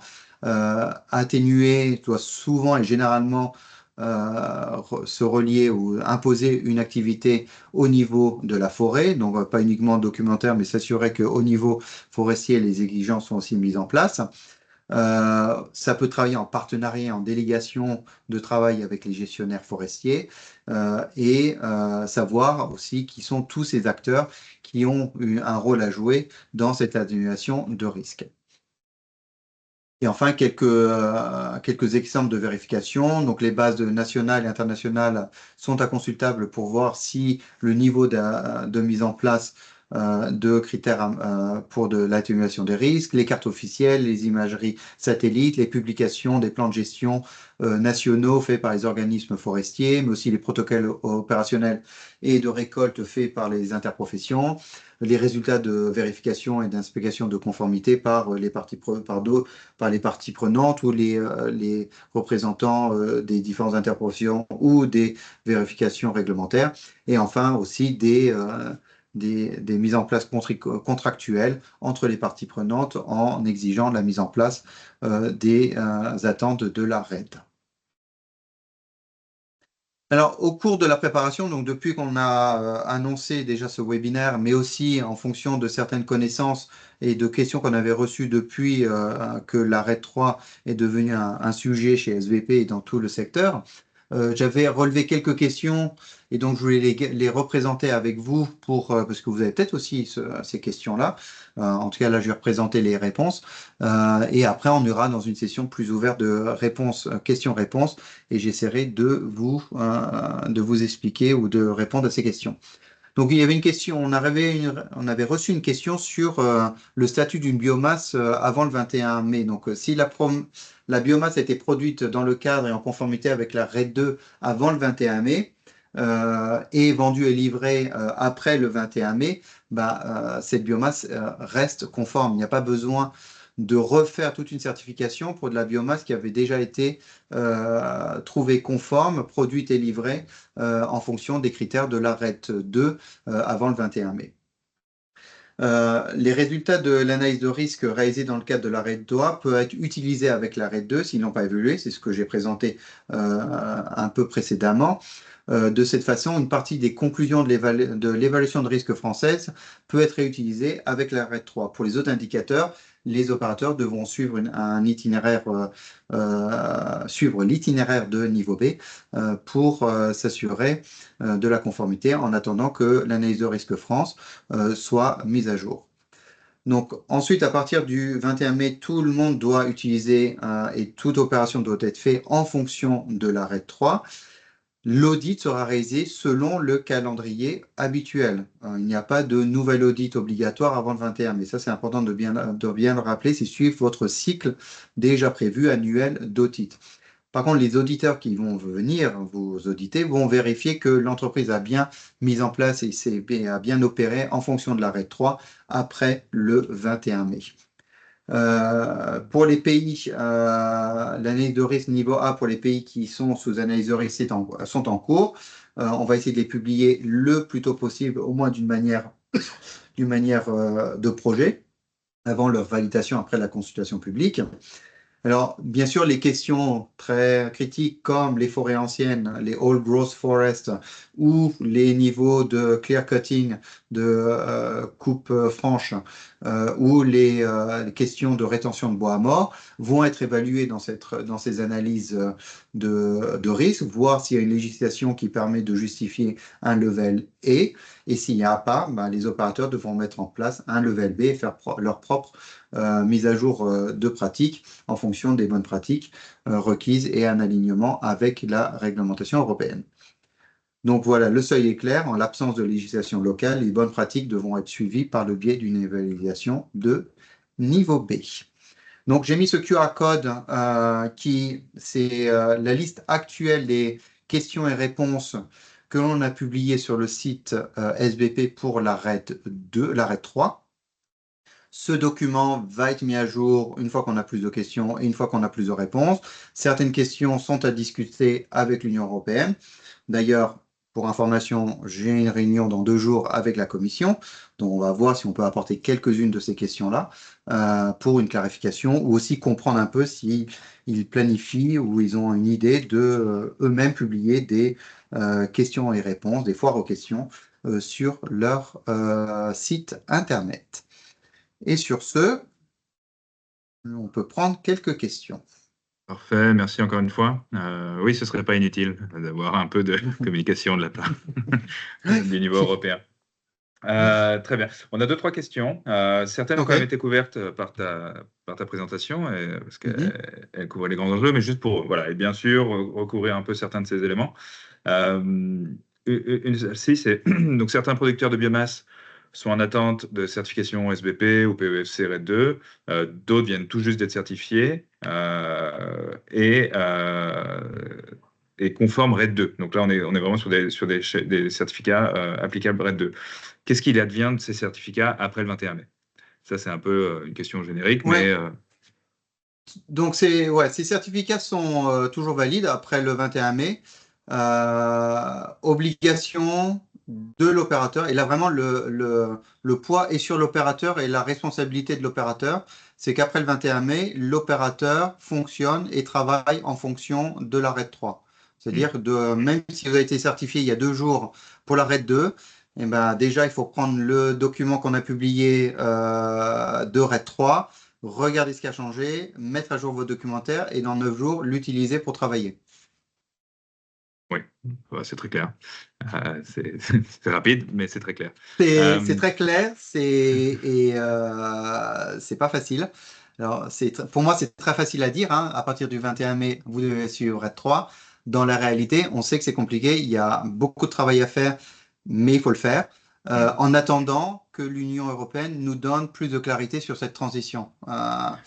Parce que pour l'instant, nous, on est obligé de l'interpréter de cette façon-là pour éviter tout risque le long de la chaîne Exposition, et évidemment, c'est oui. l'exposition d'avoir encouragé quelque chose qui n'est pas conforme avec leurs exigences.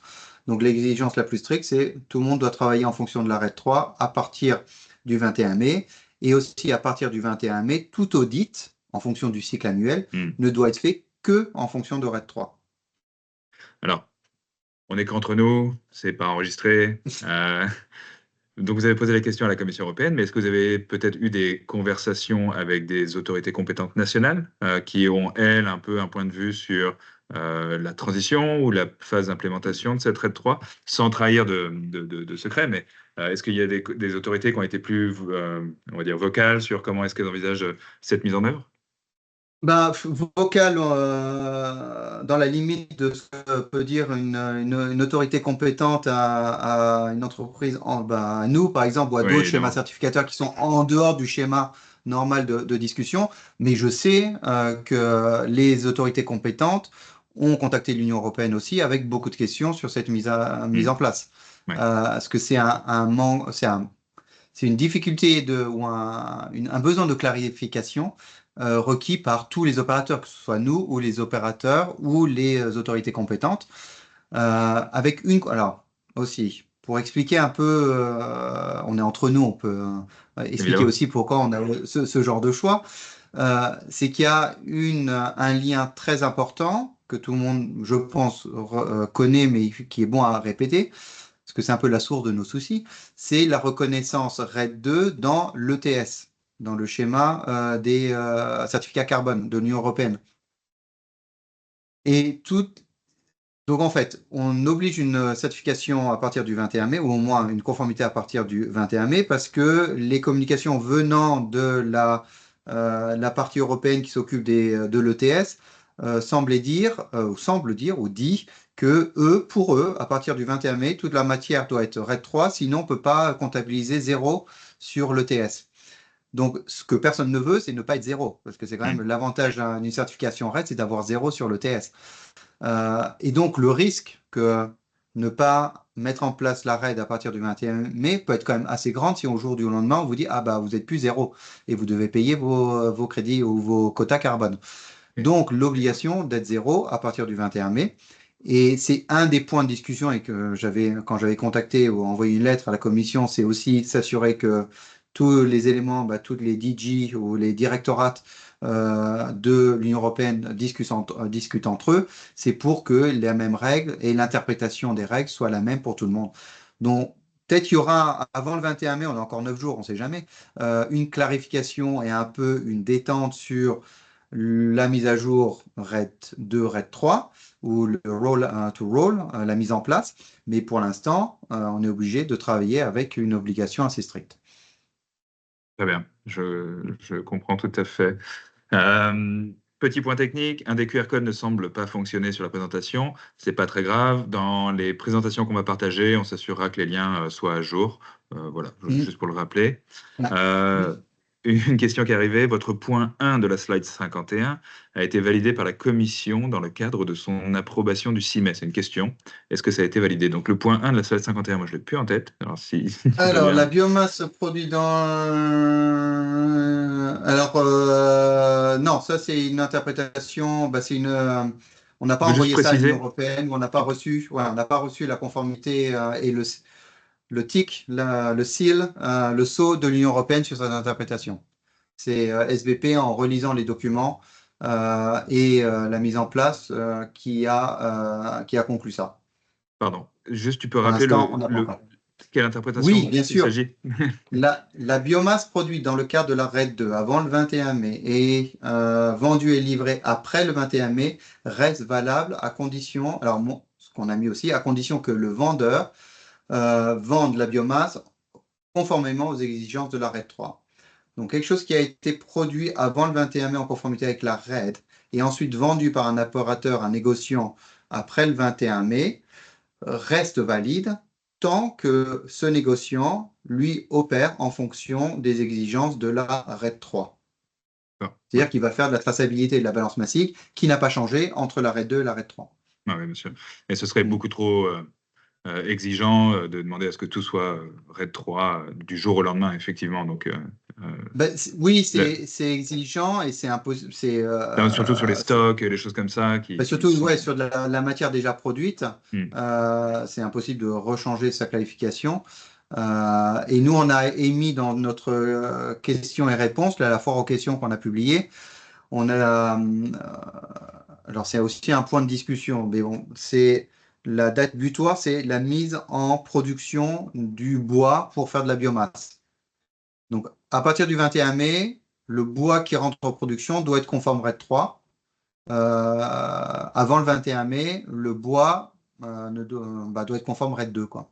hmm, Donc, c'est hmm. vraiment la mise en production au 21 mai pour que le bois soit conforme RED 3. Bon, il a été acheté plus en avant, bien sûr, et c'est pour ça, il faut aussi revoir un peu les stocks que vous avez en place et savoir ce que vous allez produire avant ou après le 21 mai et s'assurer que quand ça rentre en production au 21 mai, ce bois-là soit conforme avec RED 3. Donc c'est Parfait. surtout, et on va le dire, c'est sur les zones les no-go areas qui sont à respécifier. Donc s'il n'y a pas de risque d'approvisionnement sur des zones qui sont interdites en fonction de la RED 3, les aménagements à faire, je pense, ne sont pas si critiques. Mais pour tout ce qui est exclusion des bois en fonction des nouvelles zones interdites, c'est là où tout l'enjeu est. Hmm, Et c'est là où au 21 mai, le bois qui va être mis en production doit s'assurer qu'il ne provient pas de ces zones interdites. c'est clair. Rapidement, tu avais un tableau d'analyse comparative entre RAID 2 et RAID 3 avec les indicateurs qui étaient toujours valables ou pas. Est-ce que c'est quelque chose qui est Mhm. disponible sur le site SBP? Alors, il devrait l'être. À un moment, j'avais vu une note qu'on devait le publier. Je ne sais pas si on l'a publié, Ok, mais il est accessible via les slides ou les webinaires qu'on a enregistrés. Donc, ok, le fait il faut juste qu'on trouve le format pour le publier. très bien. Mais vous l'aurez Parfait. avec les slides qu'on va partager. Ouais. Parfait. Ouais. On mettra à dispo aussi dans la communication à la suite du webinaire. Preferred by Nature a monté un fascicule justement sur la transition RAID 2, RAID 3, qu'est-ce que ça implique, les niveaux de preuve, etc. Donc, ce serait une ressource également supplémentaire. Mm. Euh, et une petite dernière question, alors qui elle date plutôt de ta présentation précédente, Mhm. qui est arrivée un peu après, qui concerne les déchets, donc ce qu'on appelle voilà, les déchets municipaux, qui sont considérés comme des matières spécifiques dans la RED 2. Chaque État membre propose sa propre définition. Toutefois, à la connaissance de la personne qui pose la question, SBP n'utilise pas cette dénomination. Prévoyez-vous à l'avenir de mieux considérer ce statut? Est-ce que ça a un lien avec peut-être les trees outside forest ou ce qui peut être considéré déchets C'est à municipaux? moi? Ouais, ouais, Nicolas. Ah, oui, alors je vais noter la question plutôt que dire quelque chose Ouais. dont je ne suis pas sûr. Je sais qu'on avait déjà eu la question il y a quelque temps sur la qualification de ces déchets. Il y a toute la question de est-ce que ça passe par un centre municipal de collecte. Hmm. Il y avait déjà ça. Et ensuite, il y a peut-être plus de précision. Donc, si la personne qui a posé la question veut me demander ou redemander, je ne sais pas, et en précisant la question, ça peut être pas mal et on pourra réfléchir dessus et ça ira peut-être dans la FAQ, dans la foire aux questions. Ça marche. Bon, j'ai le nom aussi, pourrais le partager. Mm. Très bien. Pour l'instant, voilà, on en est là au niveau des questions. Si tu veux aborder votre plateforme EUDR, Ouais, c'est donc comme. je vais faire ça. Hop, alors je reviens sur. Donc, ça sera assez rapide. Je dis ça à chaque fois, mais. Je vais partager mon écran. C'est là. Non, c'est pas là. Attendez. Ah oui, voilà. J'avais perdu tout le monde. Ça. Et donc là, non, pas encore. Laissez-moi mettre en présentation. C'est pas là. Voilà. Parfait. Module EUDR. Donc ce module est en rapport avec les critères qui ont été publiés il y a, pareil, 2 ans à peu près, sur la règlement sur la déforestation et la dégradation de la forêt. On a eu beaucoup de réflexions en interne pour savoir comment aborder cette question-là et quelles réponses utiles on pouvait offrir au secteur de la biomasse et aux titulaires des certificats SBP. Et la conclusion a été de mettre en place et d'utiliser ce qui est un peu les points avantageux de SVP, c'est la collecte de données et la transmission de données via le DTS. Et donc, c'est cette orientation qu'on a choisie, cette option de développer un module adapté à la réglementation EUDR contre la déforestation et de le mettre à disposition aux opérateurs qui sont certifiés par SVP. Donc ce module est un outil volontaire, c'est vraiment volontaire, c'est pas obligatoire, que les titulaires de certificats peuvent utiliser, mais qui ne sont pas du tout dans le champ d'application de la certification, qui ne seront pas audités durant une certification et qui sont vraiment gérés séparément.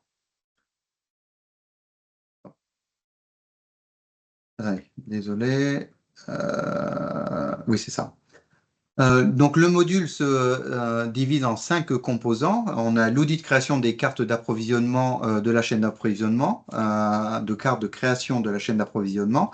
Ça permet de visualiser et d'identifier tous les fournisseurs qui sont qui font partie de cette chaîne d'approvisionnement pour pouvoir potentiellement les contacter et collecter de l'information à partir d'eux. Il y a un module pour les transactions EUDR, qui est un nouveau type de transaction dans le DTS, qui ne sont pas seulement liées à la CLEM ou au niveau SBP, mais qui font aussi transmettre les informations nécessaires pour l'UEDR et qui permet aux opérateurs de demander à ses fournisseurs toutes les données cartographiques de la chaîne d'approvisionnement et de l'utiliser pour soumettre le rapport de diligence raisonnable au service informatique de l'Union européenne. Il y a aussi la possibilité de créer un rapport de gouvernance en lien avec l'IODIA, qui est une évaluation des risques permettant d'analyser les données transmises via la cartographie de la chaîne d'approvisionnement et des points GPS. La déclaration de diligence raisonnable, il y a aussi une autre option, un autre élément de ce module DTS qui permet d'avoir un formulaire rempli et contenant les informations requises pour les opérateurs et les négociants qui importent, exportent, mais aussi mettent la biomasse sur le marché européen. Et enfin, une connexion API entre les services informatiques de l'Union européenne et le DTS qui permet une grande automatisme de la mise en place et du transfert de ces informations. Donc, on travaille, c'est pas un module que SBP a développé 100%, on travaille avec une entreprise qui s'appelle Global Traceability Solutions, GTS, qui est propriétaire de la plateforme Radixtree qu'on utilise pour le DTS. Donc GTS a une grande expérience sur toutes les questions liées à la traçabilité, mais aussi de EUTR, qui était le règlement sur le bois qui a été remplacé par le EUDR et qui offre également, et GTS aussi, offre des conseils, des solutions de conseils pour la mise en place de la EUDR à différents clients. Donc, on a publié un guide qui permet à chacun de comprendre un peu et qui est accessible sur le site internet de SVP, comprendre un peu la mise en place de ce module et de quoi il en ressort. Pour rappeler, ça ne fait pas partie du champ de la certification, donc ça ne va pas être vérifié par les auditeurs, ce n'est pas soumis à certification et à label. Ça peut être utilisé par les opérateurs qui sont certifiés SVP d'une manière optionnelle, facultative. Pour ceux qui l'utilisent, il y a aussi des frais particuliers de licence par rapport à l'utilisation de GTS. Et si vous avez des questions, vous pouvez toujours nous contacter ou GTS et on vous donnera les informations nécessaires de comment utiliser ce module. Donc, dans la EUDR et la certification SVP. Donc, pourquoi on a eu beaucoup de discussions au début, avant de développer ce module DTS, c'est que dans la réglementation, la certification per se, telle qu'elle, n'est pas reconnue comme un moyen de démontrer la conformité avec la réglementation EUDR, à la différence de la RED. La RED, si vous dites que je suis SBP RED, c'est bon, hop, vous pouvez rentrer, on sait que vous êtes en conformité avec la réglementation. Par contre, avec EUDR, Non, non, non, ce n'est pas possible. Il faut que vous continuez, il faut quand même que vous fassiez la preuve des diligences raisonnables et que vous serez aussi responsable de toute infraction. Donc c'est vraiment la responsabilité des opérateurs de mettre en place les exigences de la réglementation et aussi de démontrer la gestion des risques qui sont inclus dans cette réglementation. Donc, on a le tableau sur le côté droit qui montre comment certains éléments que vous avez mis en place pour la certification SBP, si SBP, SBE, peuvent être utilisés ou réutilisés dans la mise en place des conformités des exigences de la réglementation sur la déforestation. Il y a quand même un certain nombre d'éléments qui sont repris par SBP et dans l'IODR. Par contre, il y a des éléments qui sont propres à UDR et qui vont devoir demander un travail spécifique, mais qui pourraient quand même être transmis via certains éléments du module SBP d'ITS. Donc c'est là où il y a maintenant deux routes. En fait, si vous devez démontrer la conformité à à la réglementation UDR, vous pouvez soit vers vous-même le travail de développement de l'analyse de risque et de la diligence raisonnée et faire les transmissions à l'Union européenne en utilisant un peu cette matrice qui vous indique comment votre travail SVP peut vous utiliser à répondre à certaines questions de gestion des risques en fonction de la réglementation IODIA, ou alors vous pouvez utiliser le module d'ITS qui mâche un peu le travail et qui automatise certaines des opérations. Donc, il y a plusieurs modules qui sont accessibles par les opérateurs. Je vais en montrer quelques-uns, mais pas dans tous les détails. Si vous voulez vraiment plus de détails, contactez-nous. On peut avoir une session spécifique avec Laurie, mon collègue qui est responsable du module DTS et de cette partie des offres de SBP. Donc, une des fonctions, ça peut être la création de la cartographie des fournisseurs en permettant de tracer et de cartographier tous les fournisseurs et d'utiliser après la puissance du système GTS pour envoyer des requêtes d'informations le long de la supply chain, de la chaîne d'approvisionnement, pour que vous puissiez collecter les informations nécessaires à l'analyse de risque depuis le fournisseur original jusqu'à vous pour pouvoir faire après une analyse de risque au niveau avec les informations nécessaires en main. Il y a aussi une fonctionnalité de collecte des polygones GPS. Donc ça, c'est le gros sujet qui est le plus compliqué pour les opérateurs, c'est d'avoir vraiment tous ces polygones d'origine de leurs approvisionnements.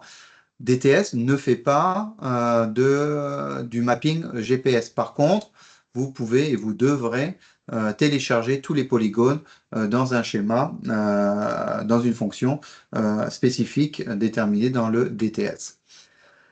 Ensuite, le DTS va permettre, IODR DTS va permettre ensuite, et c'est là un peu la valeur ajoutée, c'est de faire cette évaluation de risque d'une manière semi-automatique grâce aux algorithmes de GTS et aussi les informations qui ont été fournies dans le système. Donc à partir de là, à partir de là, le système va permettre d'utiliser et de vérifier les fichiers polygones qui ont été mis, va croiser les données pour faire de la classification de risque du pays de production, vérifier la présence de forêts, de peuples autochtones, évaluer l'ampleur de la déforestation et de la dégradation des forêts, et aussi à identifier tous les possibles risques tels que corruption, fraude, violation des droits de l'homme, complexité des chaînes d'approvisionnement et des antécédents de non-conformité, et à partir de là, évaluer et proposer une évaluation de risque à être utilisée.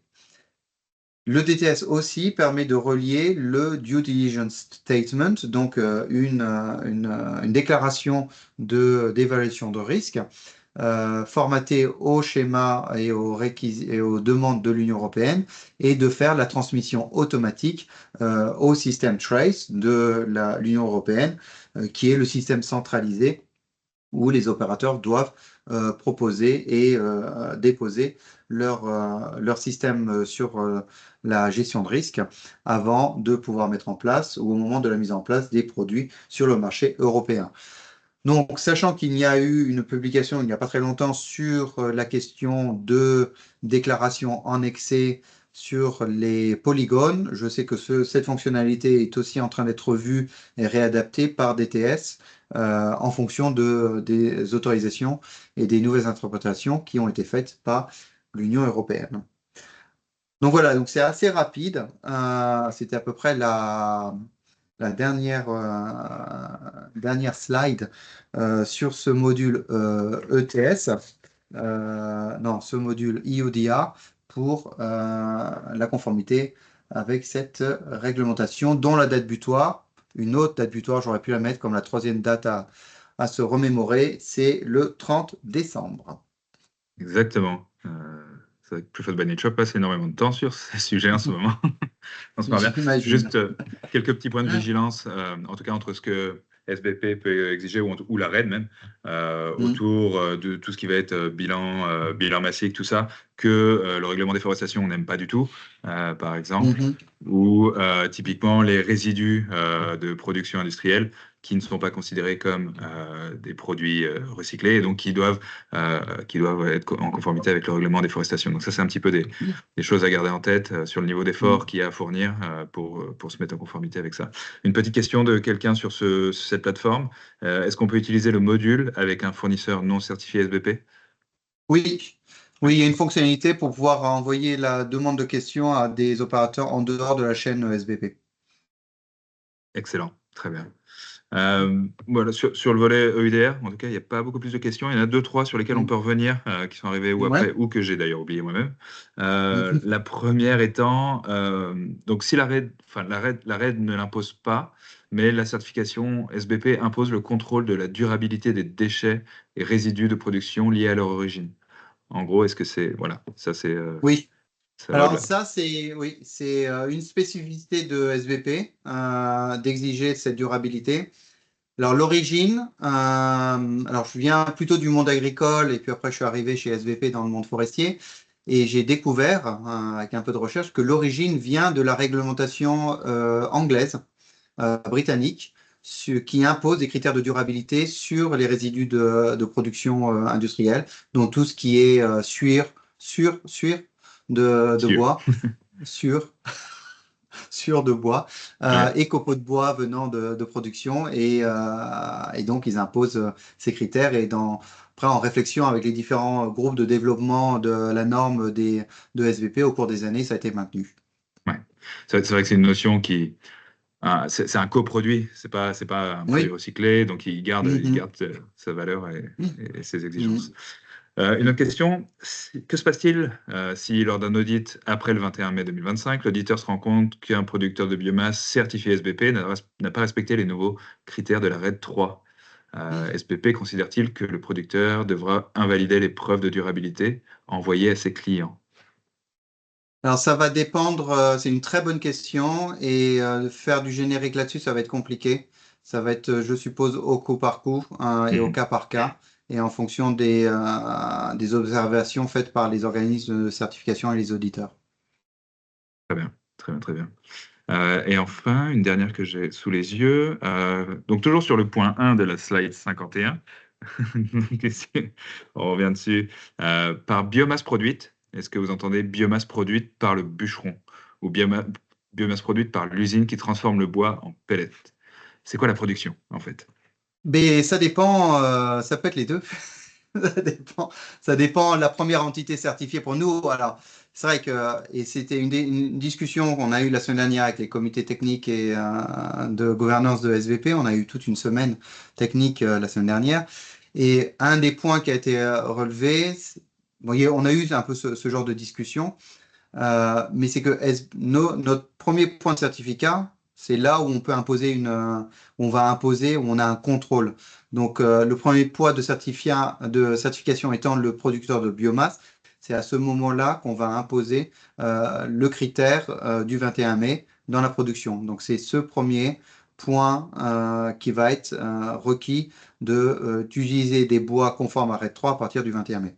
Donc, si c'est un bois qui devient du pellet, eh ben, c'est ce bois-là qui va être, au moment de la mise en production du pellet, qui va être en conformité avec l'arrêt 3.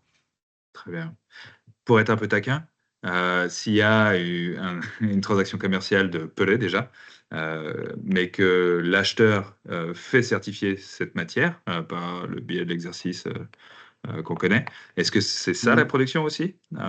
C'est la production, donc ça devient une matière certifiée? Ça devient une matière certifiée. Ok. Donc, Mm. dans le cadre de voilà, cette compréhension de biomasse produite, c'est à ce moment-là qu'on peut Mm. aussi la considérer comme devant être en conformité RED 3. Faudra que je revoie le détail Ouais, ça avant marche. de. Ouais. Mm. Et peut-être juste voilà, une clarification sur la notion de production. Si vous travaillez dans le cadre du règlement de déforestation, quand vous entendez production, là, il n'y a plus de notion d'usine ou quoi que ce soit, c'est vraiment le moment de la récolte, d'accord? Que ce soit agricole ou forestière, c'est au moment où l'arbre, enfin, qu'il y ait une récolte ou un abattage. Donc voilà, c'est juste Mhm. un petit bonus Mais il y a, alors, UDR. ouais, après on rentre dans une discussion. Mais- non, parce que je regardais la EUDR, les FAQ de la EUDR la semaine dernière, justement parce qu'on a eu ces conversations aussi avec la question de l'abattage de l'arbre ou non. Il y a aussi toute la question de la mise en place, la mise sur le marché du Ouais, produit. ouais. Parce que il y a toutes ces questions de à partir de quand il y a quoi. Donc il y a oui l'arbre quand il est coupé, mais il y a aussi beaucoup, et bon je suis pas un expert de l'IUDR, hein, mais il y a beaucoup aussi de à quel Mise à moment le disposition. produit est mis à disposition sur le marché, et Ouais, donc c'est à partir de quand les exigences de la RED, de l'IUDR, au total ou en partie, rentrent en jeu. Parce qu'il y a ouais, tout- bien sûr. il y a aussi ce côté complexe de la IUDR, quoi. Ouais. Bah, tu veux dire, c'est Mm. vrai qu'on a quand même un peu de visibilité, et puis surtout un peu d'expérience avec le règlement bois, Mhm. qui avait déjà un peu ces Mhm. notions couvertes. Donc, ouais, la production, c'est l'abattage. La mise à disposition, c'est Mhm. quand il est Mhm. disponible pour la Mhm. vente, en fait, ou des choses comme Ouais, ça. ouais. Donc, il peut y avoir une production Mhm. bien antérieure et une mise à Mhm. disposition bien plus tard aussi. Ou alors Mhm. des productions hors Europe et qui rentrent bien plus tard sur le marché européen. Enfin, ouais, Mhm. c'est assez large. Ouais. Bon, n'hésitez pas en tout cas à revenir Mhm. euh, vers nous, vers SBP pour ce genre de questions passionnantes. Mhm. Euh, voilà, je pense avoir couvert toutes les questions qui ont été posées. Si ce n'est pas le cas, Ok. n'hésitez pas à nous écrire directement. Mhm. Je te remercie vraiment, Nicolas, pour toutes les infos que tu as pu nous transmettre. Je ne sais pas Pas s'il y a des de- derniers petits points que tu voulais partager, mais Non, bah on est toujours disponible sur ASVP pour répondre aux questions que vous pourriez avoir ou que vous allez rencontrer alors que vous mettez en place les exigences de la réglementation. Euh, on est souvent présent à différentes conférences à droite et à gauche. On est toujours, si on est toujours, bon, dès qu'on a besoin, dès qu'on peut participer à un débat ou ajouter un savoir ou faire un travail particulier qui supporte les objectifs de chacun, on est toujours prêt à le faire. Donc n'hésitez pas à demander, à dire il nous faudrait ça, il nous manque ça, etc. On peut toujours considérer, regarder, notamment les analyses de risque nationales, etc., quoi. excellent. Voilà, pour info, dans les jours qui vont arriver, on partagera les présentations, les enregistrements, les coordonnées également, comme ça vous pourrez toujours avoir ce point de contact au besoin. Et d'ici là, merci beaucoup, passez une bonne après-midi. Vous avez gagné 8 minutes sur le temps imparti, vous pouvez aller voir tous prendre un café. Et Merci. je vous dis à bientôt, merci encore. Merci Nicolas, merci à tous. Au revoir. Merci, au revoir.